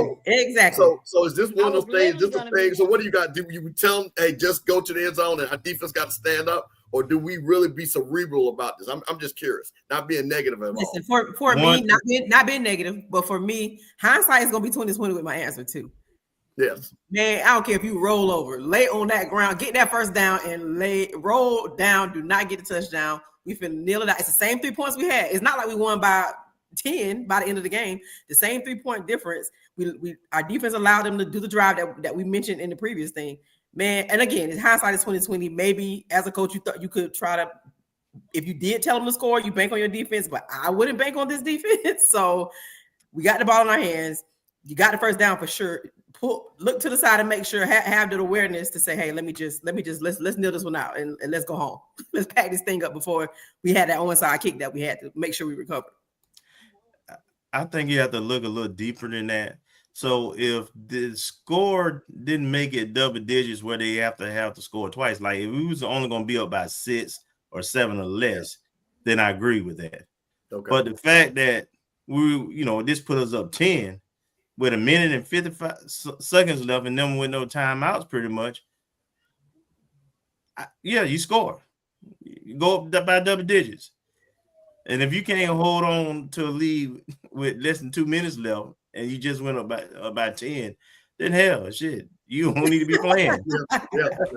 I was just curious. You have a point, but it's I guess it could go either way, and it worked out for us. But we still end up with the same point margin. But to me, I don't know. I maybe in this moment, I'm not gonna risk it. No, it's smart. You're right. You play the percentages, but on a problem with it with almost 2 minutes left, I don't know. Because the clock stopped on that first down. But it would have started again. They didn't have any. They didn't have any more. They didn't have any timeouts. Right. So you're right. They didn't have any more timeouts. Yeah. So we could have knelt down and milked the clock out. You're right. Yeah. Yeah, So that's my only thought. Knowing we can milk the clock, don't give them the ball back for sure. Not only if you can milk the clock, victory formation, get your first down. They don't have any timeouts. All of that had to play in your favor. If they have timeouts, you don't do it. Or if it's too much time on the clock, of course you don't do it. But in this case, I think that it worked out in our favor, so we're happy either way. But to me, if you can do victory formation and run the clock out and just be safe, you're safe. But did I the like your coaches point. tell them to do that? Yeah. I like your point though, because your logic is sound. We're up by 10. They got to score twice, get the touchdown. Again, and again. I want to be very clear, because I don't want to be clear that we're set a run the ball off there, get into the end zone. That's what we're. Right. But because I thought it was fascinating, because I saw the paper. He was like, literally, should I score? Should I not? Yes. And the coach, and I guess my bigger point is, you always coach it, even when your player is playing. I want our players to even have that thought process, to even know if there's potential to do that. So these are things that I guess my end result is that I like that players are smart enough to even realize what's going on, and just you keep coaching your player all the way through. But I'm with you. I kind of thought about you go ahead and score, because in the end, I'm a defensive guy. Man, go to defense, man. Shut this thing down. We're not going to, we shouldn't have to kneel down. Right. But I agree with you, because our defense has been so porous. Maybe we need to be. But isn't this why that's what I wanted to say? Another thing about. Isn't this why you run? You got situational football. We should be prepared for things like this. And so that was. I mean, now I run get the score. That's me. I'm get the score. That's me and Ashley were literally arguing about this before the show. I'm getting the score all day, okay? But I just feel like if that is your strategy or whatever, even in the middle of the game, you're right. You still coaching, but that's situational football. We looking at every situation, anything that can happen. You knew where we were. We knew where we were when we went into the drive. So if that was the case, and that's what you want them to do, then I think that's once again on your coach to let them know, hey, this is what we're gonna do, whatever. And maybe the coach said, get the touchdown. Maybe he told them and that's what I love about it. As much as I'm sitting here saying be safe, take the safe route, I'm excited that Thad got over 100 yards in rushing, right? Yeah. He did what we know Thad could do all season. So that excites me. So my logical mind says, all right, be safe. But I'm excited for Thad that he was able to do what he was able to do, and we still walked away with the win. Yeah, it was nerve-wracking too. I said it. I had been calling the whole game. Me and Ashley were on the phone. I was like, it's gonna be an onside kick. It's gonna be, and sure enough, onside kick. But what would FAMU football be without heart attacks and Thanks. blood? I mean, we've been doing this for like 3 years now. Willie had the heart attack, high blood pressure games too. Yeah, it's cardiac rattlers. That's what they were. So it is what it is. Man, okay. Look, let's make sure we're gonna hasten on. So we're gonna hit real quick. Have your good, your bad, and your ugly ready. What y'all got for the good and the bad and the ugly from watching this game? So we're gonna start off. Working education grows and glows. So we're gonna always work with our grows first. What was the ugly thing that you saw in this game that you need to see some more addressed, and drop it in the chat too? We ain't forgot about y'all. Oh, what I saw. Okay, go ahead. I'll just start off. The bad was our 5 minutes of defense in that fourth quarter. You know what I mean? That's bad, because the game should have been sealed, and the game, to answer the point, it was not sealed, where it was still in doubt, where it should not have been in doubt. And those are things that when you get up, you're making these big plays. And again, about this is consistently. Kelvin literally said it. We score, go up and we give it right back. And that's so was this the ugly? We're talking about the ugly, right? This is ugly, right? Yeah, that's ugly to me. That's really ugly, because that means we never can shut the door on a team and get out of there with a win. So that's ugly to me. My ugly was the 345 passing yards. That's all I can say. 345 passing yards on our defense, that is. My ugly is the 9 for 14 third down conversions. That's just that is incredible stat. That's ridiculous. Yeah, I agree with you, Ashley. Yeah, my ugly was the secondary giving up 345 yards and 4 passing TDs. That shouldn't happen, And then, again, you recruited 101 DBs, and you like you brought in 101, 400, an army of DBs. Yep. Why are we getting beat for 345 and 4 passing TDs? That should never happen. Especially you are a defensive-minded coach. You played defensive back. This is your position specifically of expertise. Senior and grad student and transfers too.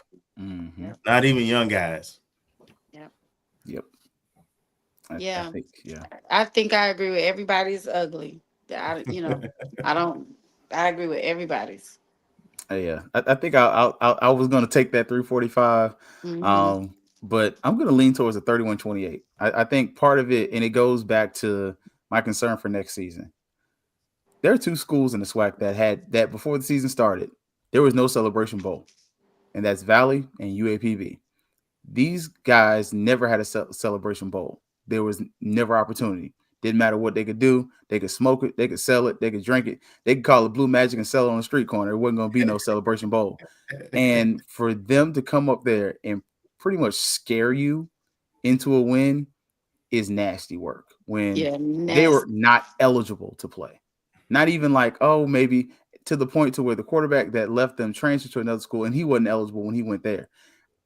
That's something that's concerning for me, especially going into next season, knowing you damn near need a 970 APR wise to go to a postseason. Like, it's a concern because you got teams with no hope that are really giving you a fight. And that's a concern. To me, that's ugly, especially when we talk about the standard of FAMU, not just on the field, but off the field. Like, FAMU is hard AF to get into. If you're a high school student, I don't know how many of y'all would make it. I ain't gonna hold you. I got in the FAMU twice. I wouldn't have got in the first time. That second time, they would have had to take me. But the first time, I would not have gotten to FAMU. And when you're considering the academic standard at FAMU is, you start to look at our APR compared to Jackson State, compared to everybody, all those schools that apply B2A and Bragg have very high APRs.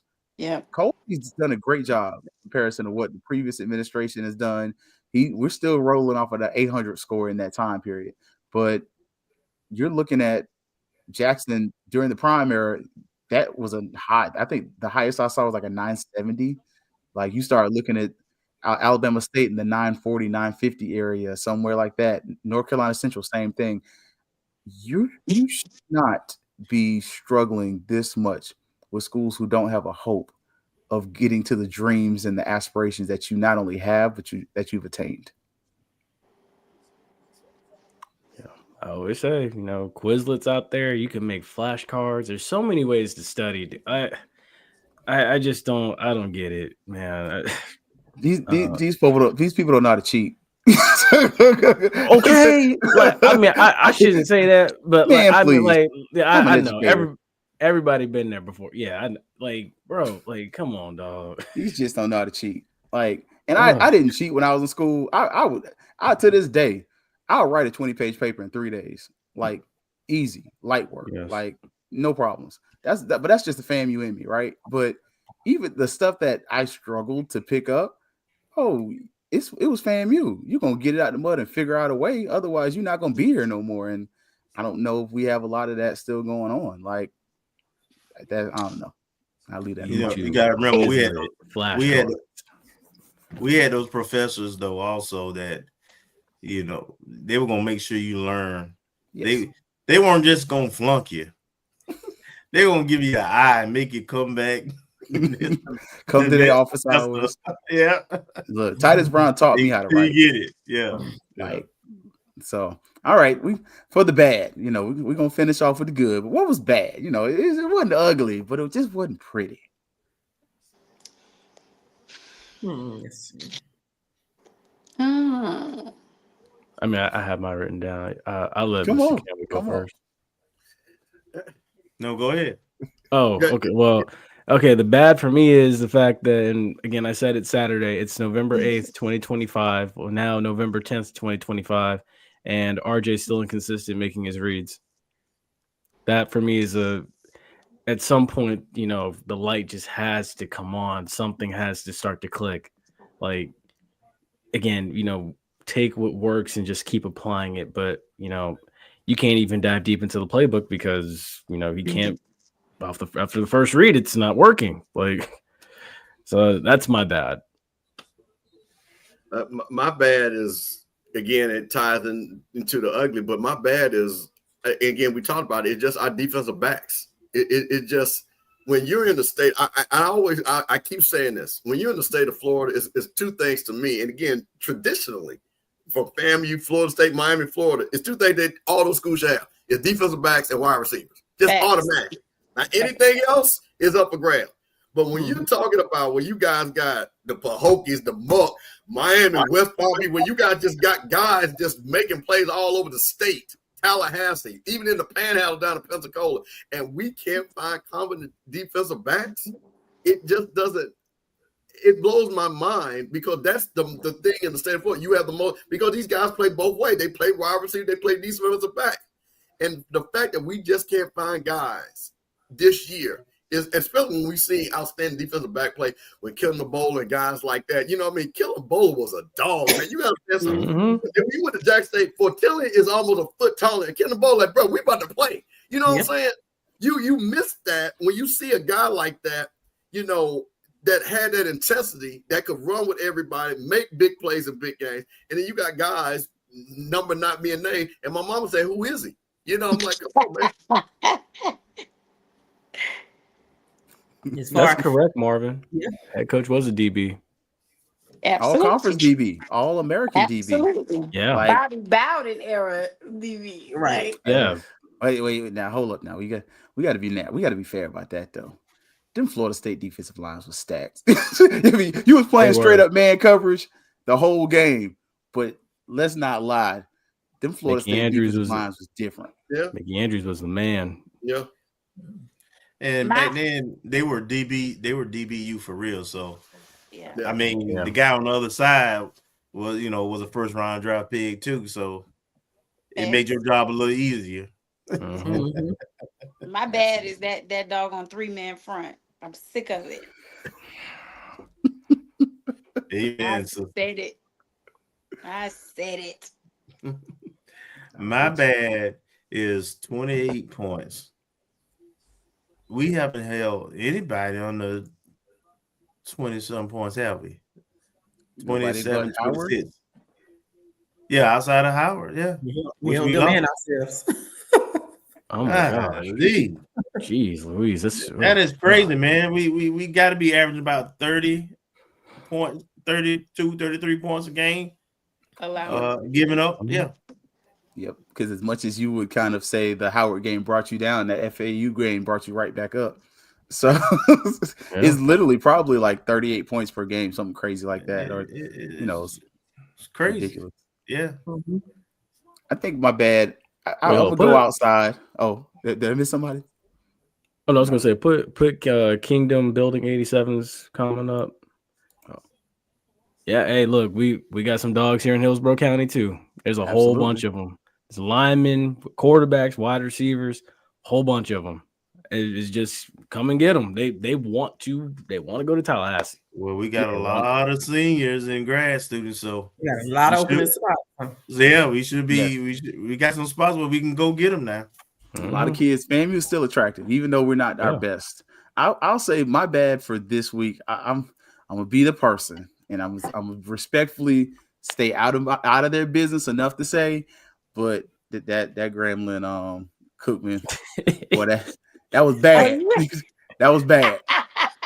And look, number 11, shout out to you, my boy, because number 11 for Cookman, he hit some of his boys got slung around, but he took some boys with him. He was knocking people out. Yeah, he was. he was He sticking can me. definitely be a pro boxer. He can be a boxer. Yeah. He got a pro boxer. He threw his setup. I said he got to be from the crib. Where he threw that setup? Look, I believe I'm gonna say this in a very nice way. I would not doubt there's a little rice and beans in that family, and somebody found out the hard way, because I will never forget. When I worked at Jones, we had a kid, and he rolled up on a little Puerto Rican kid, and he didn't realize in their culture they teach the kids how to box. That boy did switch feet, bop with his left hand, and Buddy went to sleep. And his friends was like, "Nah, I won't want no smoke. We'll just pick him up." Yeah, Buddy was laying him out. Now that DB that got thrown over the bleachers. Yep.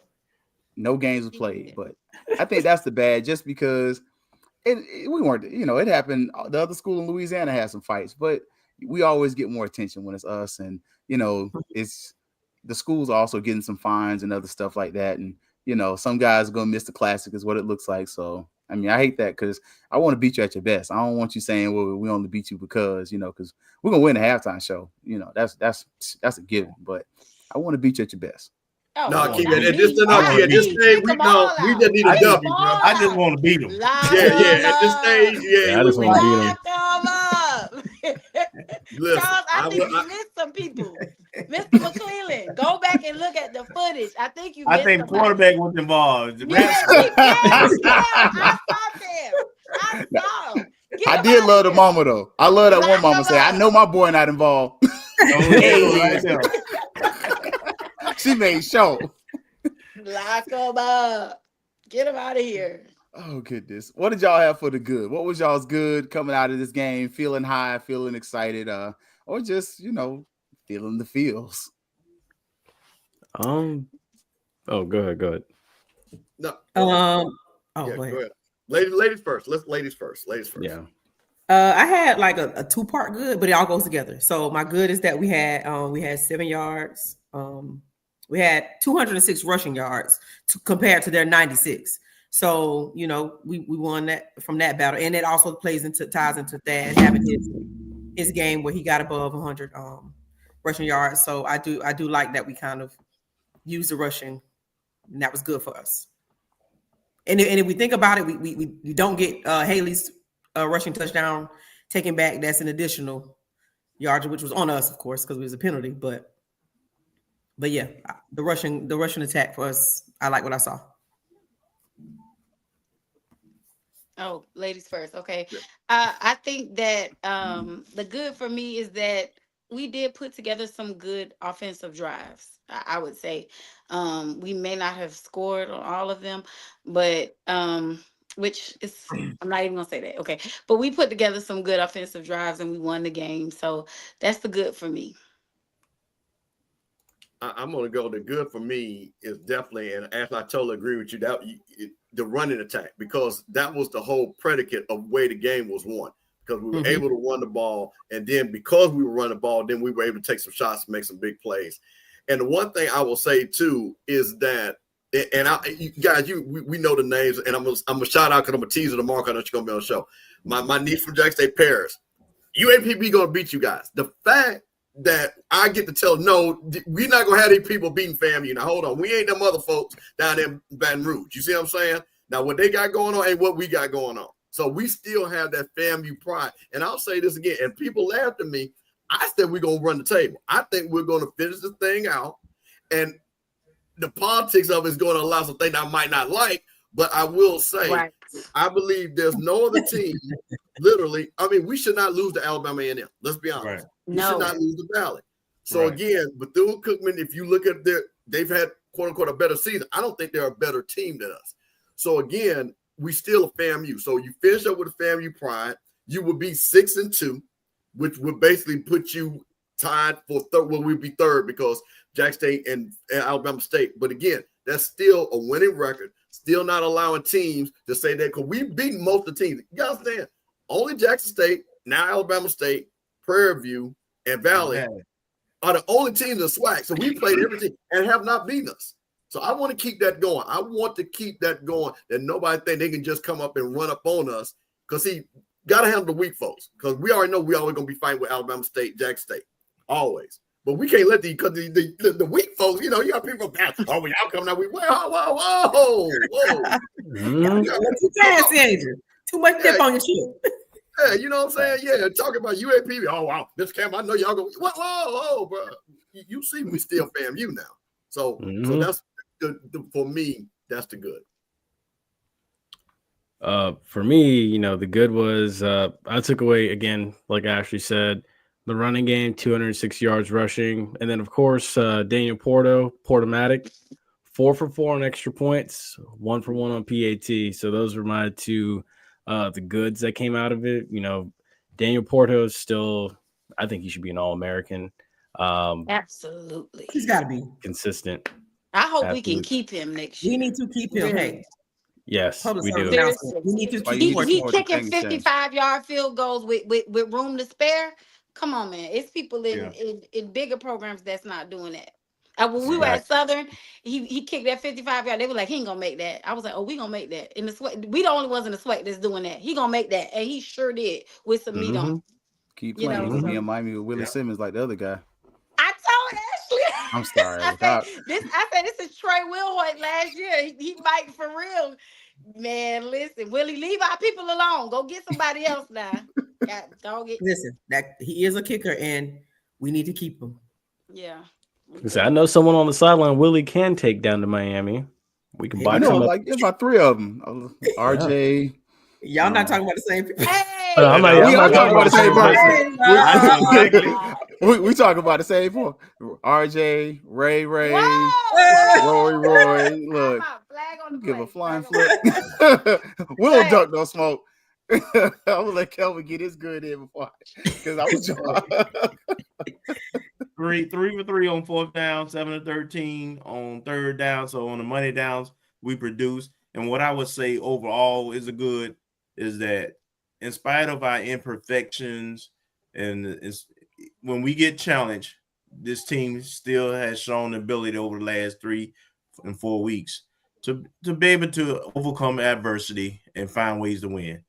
That's a good. My good leans into what Coach Steve was saying. It's a path to a winning record, and I think I stated it last night.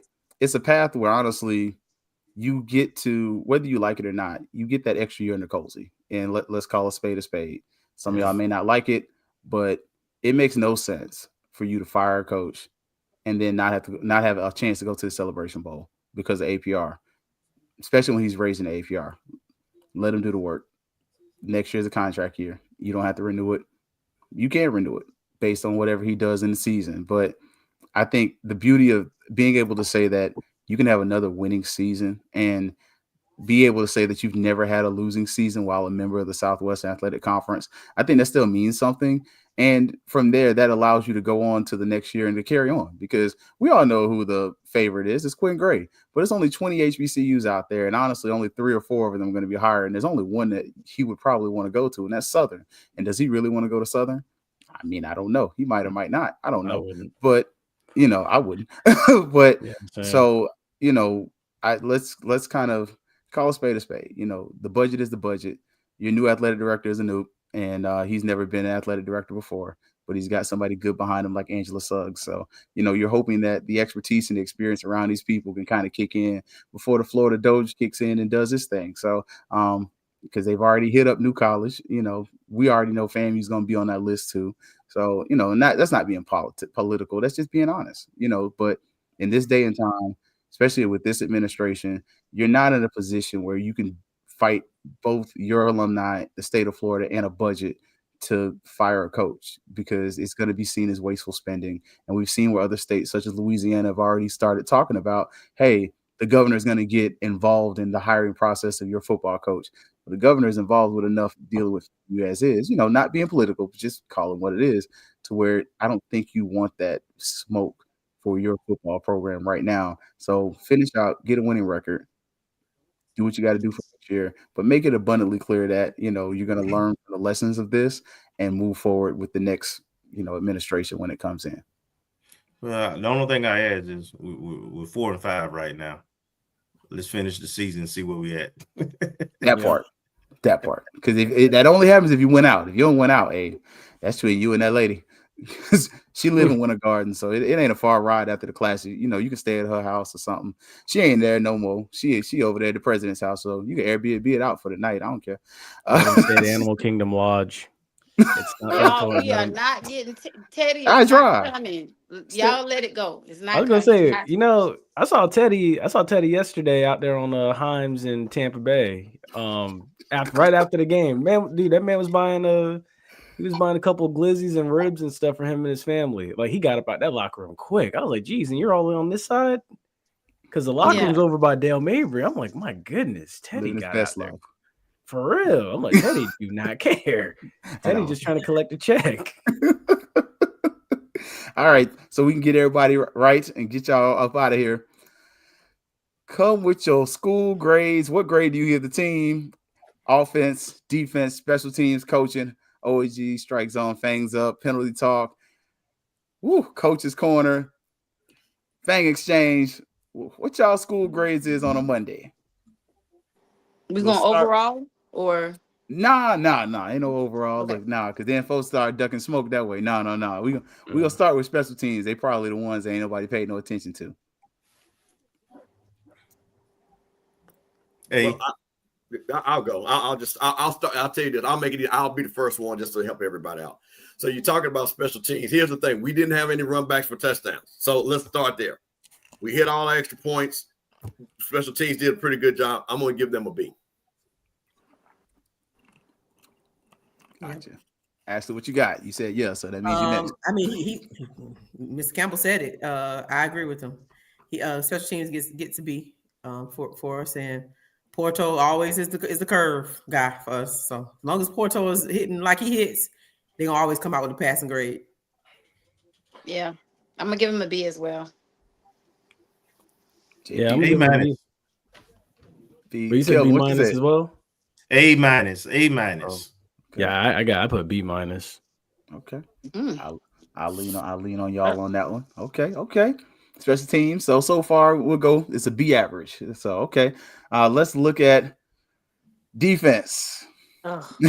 Hey, I'm going first again. This is the one where the guy didn't show up for class. He didn't study. He just hoped he passed the test and it didn't work out. So I'm sorry. Defense. And again, I'm going to grade hard on this because we should not have been in this situation. I got to get a defense F. Because literally, like Ashley said, we were still in danger of losing that game, and that is all because of a fourth quarter where we gave up more points than the rest of the game. Yeah. So again, you cannot allow that, and especially again when you talk about a team. Again, I know they UAPB can throw about it's still UAPB. We're still family. We're more talented. We should not be to a point where we only won by 3 points, and the majority of the bulk of that points came in the fourth quarter when it was the money quarter. So I'm sorry, I got to give them an F. Ditto.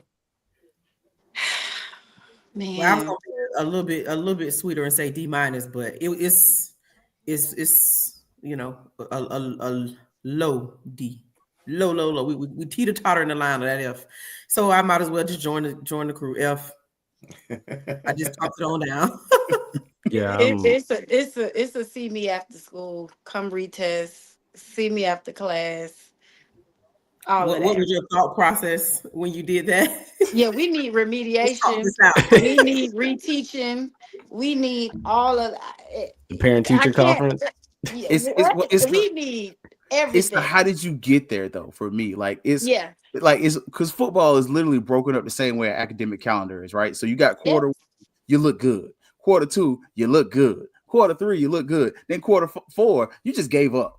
And so that's why you got the F, because it's like the first 3 quarters, you look like we was tracking all right. Our data looks good. We're making our gains, all the whatever academic, pedagogy you want to use. And then come that fourth quarter when it's time to get the final test, you just lay an egg. Like, what the heck? I don't think we ever looked good. Quarter 1. But I got to disagree with you. I'm saying my research staff, there was 21 points that should have been scored in the first quarter. See, we've seen that 0. See, and I'm not saying you're doing this, but this is what happens when you look at the box score, right? And you see that 0, and you're saying, "Oh, okay, I see what's going on here and everything." But no, and I'm sorry. Well, the 7.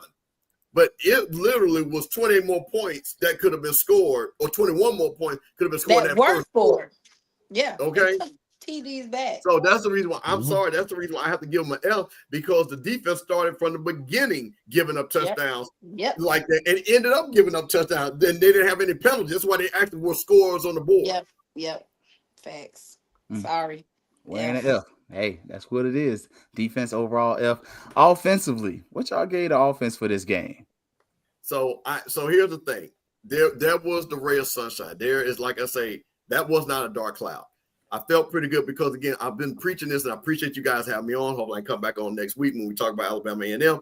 But what we want to see is the playmakers get the ball. That's all we've been saying all year. And when anytime I can hear Goldie Lawrence in the end zone, Haley, I still want to see Wilcher, you know what I'm saying, make some big plays and things like that. That's your safety net right there, RJ. Because again, I'm not expecting you to go and do a methodical drive, but if you just get these guys in position, they can take it to the house. Yeah. They can take it to the house. So that was, to me, was the good that we finally saw the rushing attack and we saw, those big plays, things like that. So I'm gonna give them a nice B. Yeah. Ditto again. Yeah, B. I'm gonna give you a B. B plus. I'm giving a B. I'm trying to decide if they get a B plus or just a B, but I'm gonna just stick with a B. But to be honest, what he did exactly what Mr. Campbell said. Like you put the ball in the hand of Goldie, and he does the rest of the work. Like somebody another receiver, we don't know what would have been that turned out to be. So we're gonna give him a B. So for this one, I broke it up, by position group. So quarterback, I said, still a little too inconsistent for my liking. Maybe my expectations are too high, but I'm just not seeing the quality of play that I would like to see from a FAMU quarterback and what I'm used to seeing. So I went C- there. Running backs, I said, as a unit, they had a great day, A-. Wide receivers, they made plays when the opportunity afforded itself, A+. Offensive line, again, for this game, C, but I still feel like we're not nasty enough. We're too sexy, as I've said. We need to get nastier. I want my offensive lineman to be able to maul you like a bear. Like, that's what I want. The way 54 finished that play on the Jamal Haley touchdown, that's what I need every single time. I need to know I can go into the club and nobody's going to touch me because all 5 of you are going to literally maul somebody. I need to know that. So, again, C. Yeah. I'm going to give them a B, but I'm with penalty talk. I feel like not enough of our offensive linemen look like they make good barbecue. Like, I'm sorry. Like, I need for you to look like you make good barbecue. And I remember I heard it in high school, and I'll never forget it. And it was the truest words I ever heard. The best lineman looks like a potential racist, black or white. and it's sad, but it's true. Like, I don't see enough of that on our football team. I don't see no Bubbles. I don't see no Pookie. I don't see no little pistol starter. Like, I don't see dude that you kind of run up there, got a grill, and you like, hey, I ain't even gonna worry about it. It looks sketchy, but I know the rib's gonna be on point. I don't see that guy on our offensive line. I see on defensive line. Oh, my boy 90. Oh yeah, he got a little bit of he got a little FU to him. I love that about him. I don't see a lot of FU on this football team. Like, again, I it's want more of that. It's did you own a cow and did you win a first prize trophy at the state fair, when you were 6? We were missing like some that. starters. We was missing some starters on offensive line, though. But we ain't got no boys from Sneads, Madison County. I'm saying, if you from North Florida, you know what I'm talking about. Like, the Madison County boys, Marco, Cross City, Lakeland. So I'm gonna say something that the Madison County boys, they run that wing T offense, so all they do is just get after it. I'm gonna say something, and you can't be sensitive about this. So some of them counties y'all talking about, them guys can't get in school. You ain't lying. You know what? You know what? There ain't no sense of the fact. That's what we have to see. That's exactly it right there. Hey, trust me, I know a lot more than what I'm saying when I said that. And I believe we all do, especially in Madison County. Look, the boys play football good, but they don't. Yeah. I'm sorry. That's the problem with this team. We need a few more Title I kids. We do. No, I want to say now. I would not argue with you, Tasha. You 100% right. You need a thug. You need a knucklehead. I see gold slugs on our roster since Willie left. I'm just saying, I ain't seen nobody with a mouthful of gold in a while. And we're not talking about the finesse. We're not talking about the diamond, the VVS. We talking about literally 6 to the top 6. We talk about slugs. The biggest, the largest. The finesse. Wait. Bring that one up. The honey bun eating cat. Wait, bring that up. Hey, don't do that. Don't do that. Zebra cakes. Look, we ain't got enough jokers that grew up on Little Debbie on our football team, man. But you know, but I also want them guys. You know, the whole family, and the mama is big, the daddy's big, the little brother. See, you look at his mama, you know he offensive line. You look at his mama. You know what I'm saying? You be like, I know that's Jones' mama right there. See, I want them. See, I was going to the school. You knew who, when you understand the Bears, you knew who mama was who, and all the offensive mama had a same look. I want them. Or if you saw him and you never saw his mama, you knew he was shaped like his mama. Yeah, you know what I'm saying? Knew was shaped like his mama. Biscuits, cornbread, bacon. We going to Thanksgiving that day. That jersey kind of like that. Yeah, I need that. Look, I ain't seen nobody have to help nobody grandma in the stands all year long. Just saying. Nobody got diabetes. Nobody got high blood pressure. Ain't got that little arm fat. Nothing. Come on, man. Everybody ain't no big mamas. Ain't nobody. I ain't seen somebody up there to cook everything. Look, I tell my students the stuff I grew up eating. They're like, you've eaten that? Yes. You've eaten this? Yes. I'm from Tallahassee, from the country. Leave me alone. if it crawled, we probably ate it. Like, oh my God. Yeah. We need somebody who stutter. EA said parrot toad. Oh my gosh. Shape like they mama. Ashley say shape like their mama. Yes, I'm telling you, you never see the mama. You just look at him and know he's shaped like his mama. That boy shaped like his mama. Ain't nobody got a gun rack on the whole football team. I'm just saying. What? Exactly. I remember that. How many Stokers do you got sitting up on the shelf? Do you have an elk on the wall? That's my thing. Like, black or white too, because look, I remember my first football season. Coach said, "Hey boys, y'all got to take y'all guns out the truck. Come on, coach, it's hunting season." That's the black and the white kids. Do you have a mullet? Do you have like a party in the front and all just flow in the back? Is that what you got? Right, man. Like, I'm just saying, your girlfriend look like a honeybee. I got questions. Oh, do not start. Oh, jeez. Hey, we can't get fined. He can't get us. Oh goodness. So, coach, we've had some. How did y'all feel about the coaching in this game? You know, what grade? Look, coach, I'm just telling you, I'm glad this is not a cumulative football season, because boy, he wouldn't be passing with us right now. Say it like that. So, how y'all feel about the coach's grade? I'll go again first. I'm sorry. We already know what the defensive coaching, it still gets the same F. I'm going to, again, Coach Burris, I guess being in the box, again, finally getting the stuff. Yep. I know you got your son out there, a little bit less of him, more Wiltshire, more the other guys throwing the ball. No disrespect to that. But again, we can't have this nepotism. We got to get the guys out there on the field that can make plays. So, again, I'm going to give, unfortunately, defense, because again, guys out, because again, we talked about it. See, the film does a lot, right? Guys still out of place, guys still not there. Sorry about that. Offense, I'm gonna give coaching a B. These comments are nasty work. You gotta find in the comments. I'm just telling you that now. Nasty work. Wow. No lies detected. Wow. Overall, I'm gonna give the coaches, we're gonna blend it together. So I gotta give them a C. If we just doing overall, I'm gonna give it a C.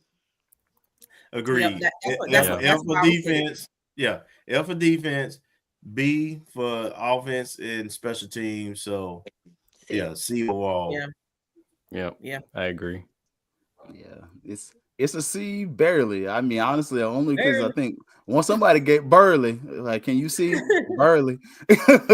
But honestly, it should be a D. But y'all gonna get away with it today. So I give them a B today, a C. So y'all pass, but C's don't make degrees.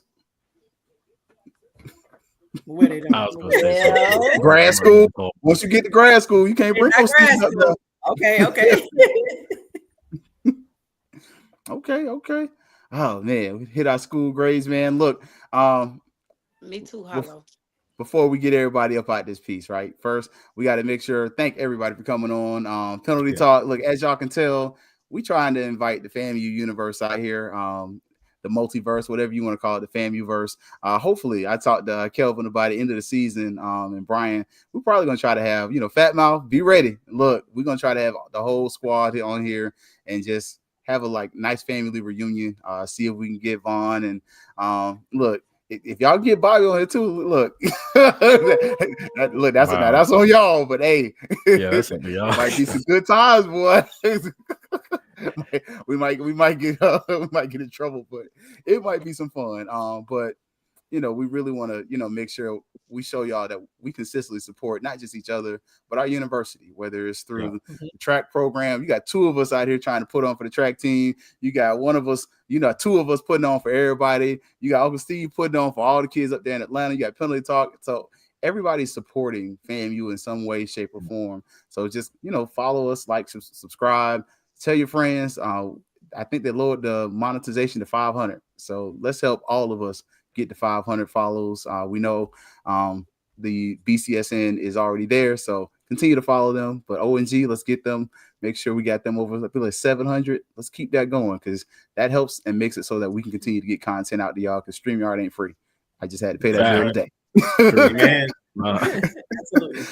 So before Penalty Talk, we're gonna start with you, Doc. Since you're the newcomer for the day, even though you're not new to the O&G StrikeZone, tell everybody where they can find you and just where to look out for you.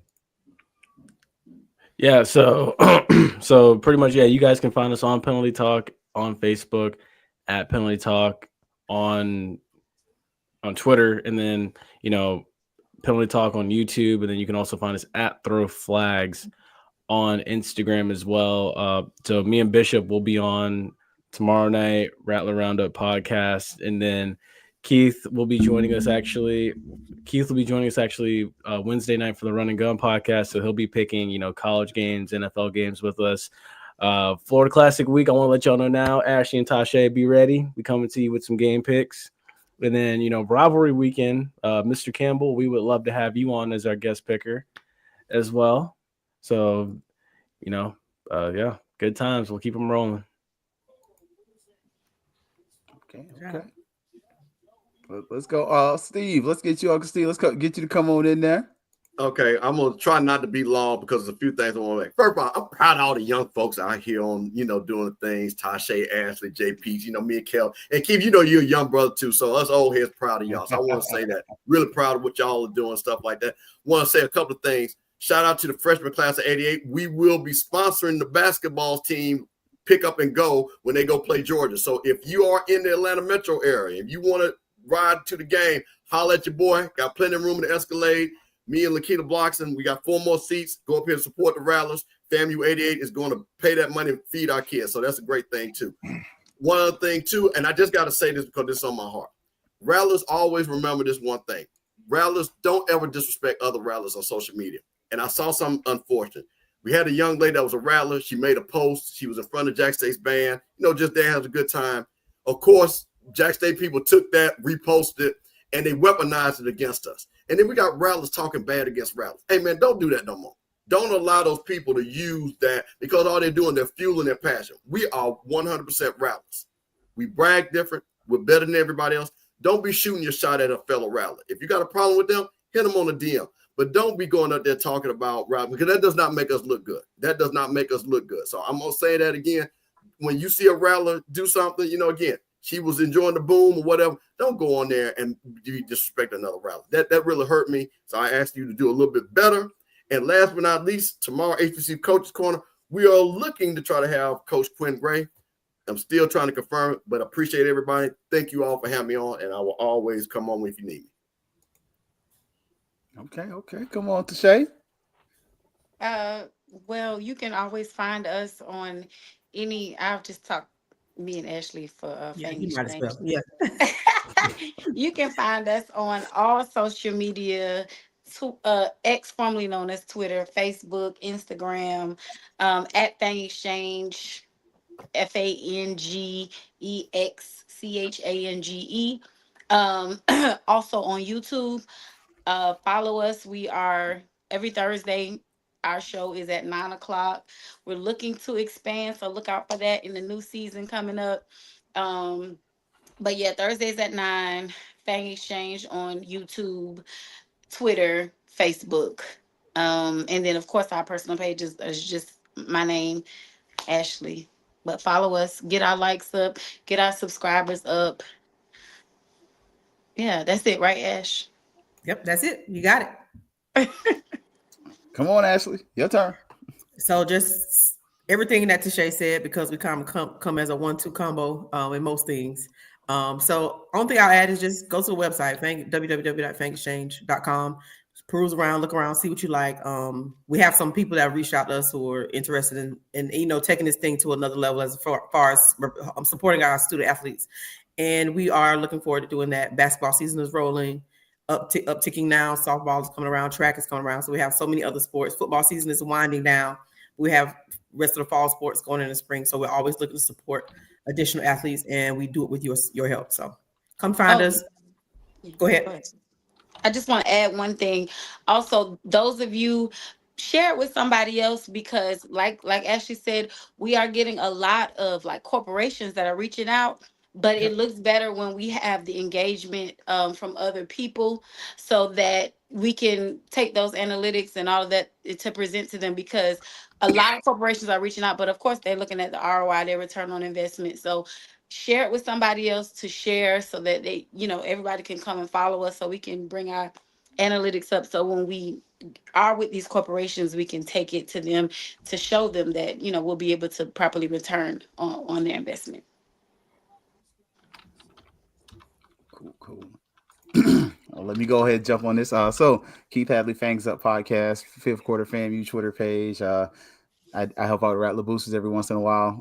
Still doing that, but man, look, get to be the fill-in host for Brian Fulford. Y'all know Brian still sends his love, but just Fangs Up podcast, man. Follow that, Facebook, YouTube, Instagram, Twitter. Follow there, Fifth Quarter FAMU on Twitter page. So definitely, like the YouTube page as much as possible. Share with your friends, please do. And let's continue to share with the family. As y'all know, we are doing a little something for the track team. So if you are so inclined, we will have the QR code up there during the show for you to be able to scan. And we are trying to get the track team to $10,000. But you also have another initiative.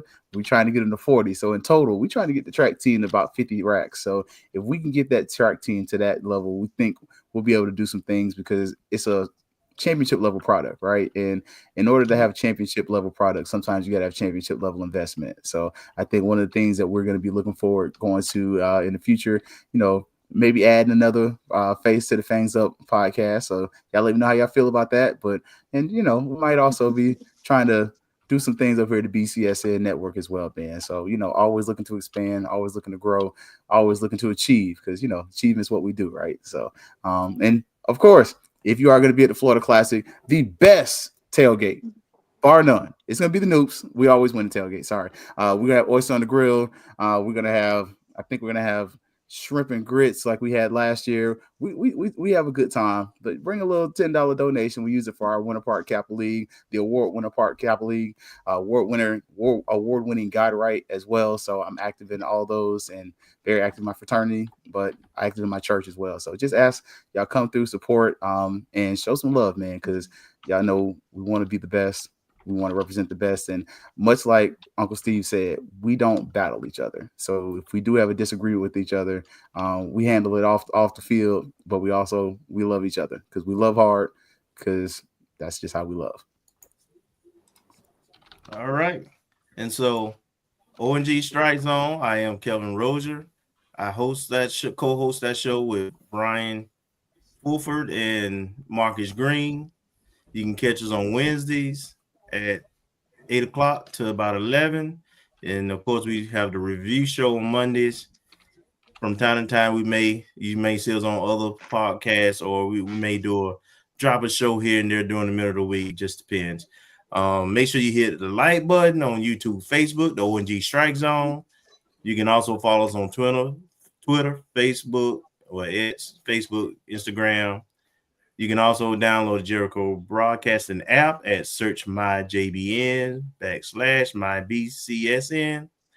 And all our shows appear on the BCSN Pod Zone. We're on, of course, YouTube, and anywhere you download and listen to podcasts. Amazon Music, Spotify, iHeartRadio, Apple, and Google Podcasts, and more. And last but not least, also, if you want to support us financially, help us to continue to grow, you can also hit us up at Cash App, MyJBN, MyBCSN.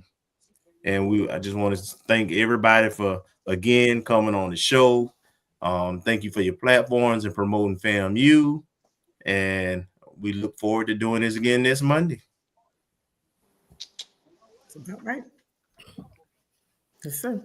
You're on mute, Keith. Appreciate that. Look, I was trying to make sure nobody can hear me clicking.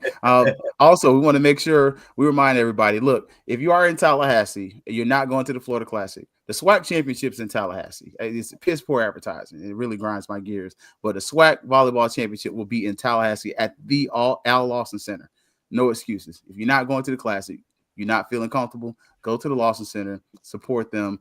They're not having a winning record this year, but support. Also, if you're in Orlando, I'm not going to make it tomorrow, but they're the boys. We hadn't got a FAMU guys game in Tallahassee and Orlando, and I can't remember. They will be at UCF tomorrow, all the way on the east side of town. I'm sorry, I'm just too tired to drive over there and drive back and forth and pay $40 in tolls. But I will probably catch them in Cookman on one of them weekends. And then the girls are playing tonight. So I think they lost. I think they got some B2A. So prayers and supplications for the FAMU basketball team and whatever they're going to do going forward. So by the way, I just want inside information with the boys. So this will be the first game where almost everybody will be available. So the center, one of the centers will be back. We just got our point guard and one of our other guard forwards back last game. So we're only missing one guy, but we'll have our center back. So I'm interested to see as we get everybody, how this thing grows, because I got a good feeling about this team.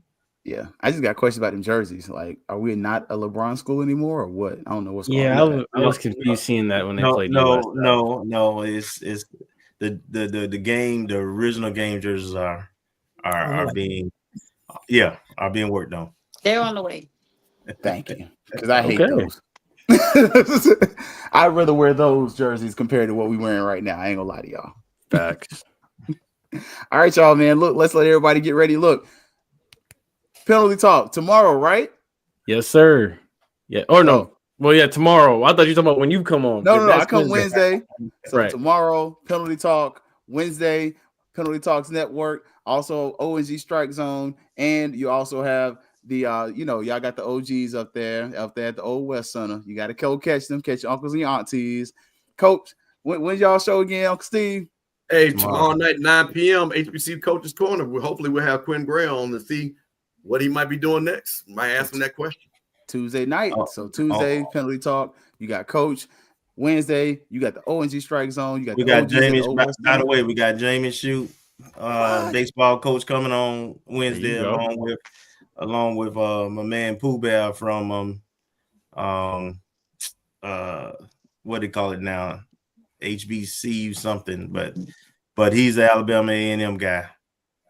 Okay. Then Thursday, of course, you got the Fang Exchange and the Fangs Up podcast. We go back to back. Y'all know look, it's not gonna be a long show, so that you can make sure you get W flavor, W fun. And then Saturday we got a game. Saturday Penalty Talk. He's gonna do his post game and pregame. And then Sunday, gonna Fangs Up again. So, and then Monday we'll be right back to it. So, look, y'all, we're gonna let everybody get up out of here. Y'all see, look, Brian, he made it off assignment to come check in. We still here. We about to get off though. All right, y'all. Y'all know what's up. What's always about to be. Fangs Up, O&G StrikeZone, Penalty Talk, Fang Exchange, and Coach's Corner. All here joining One Love, One FAMU. Y'all ready? We'll see y'all on next Monday. Yo.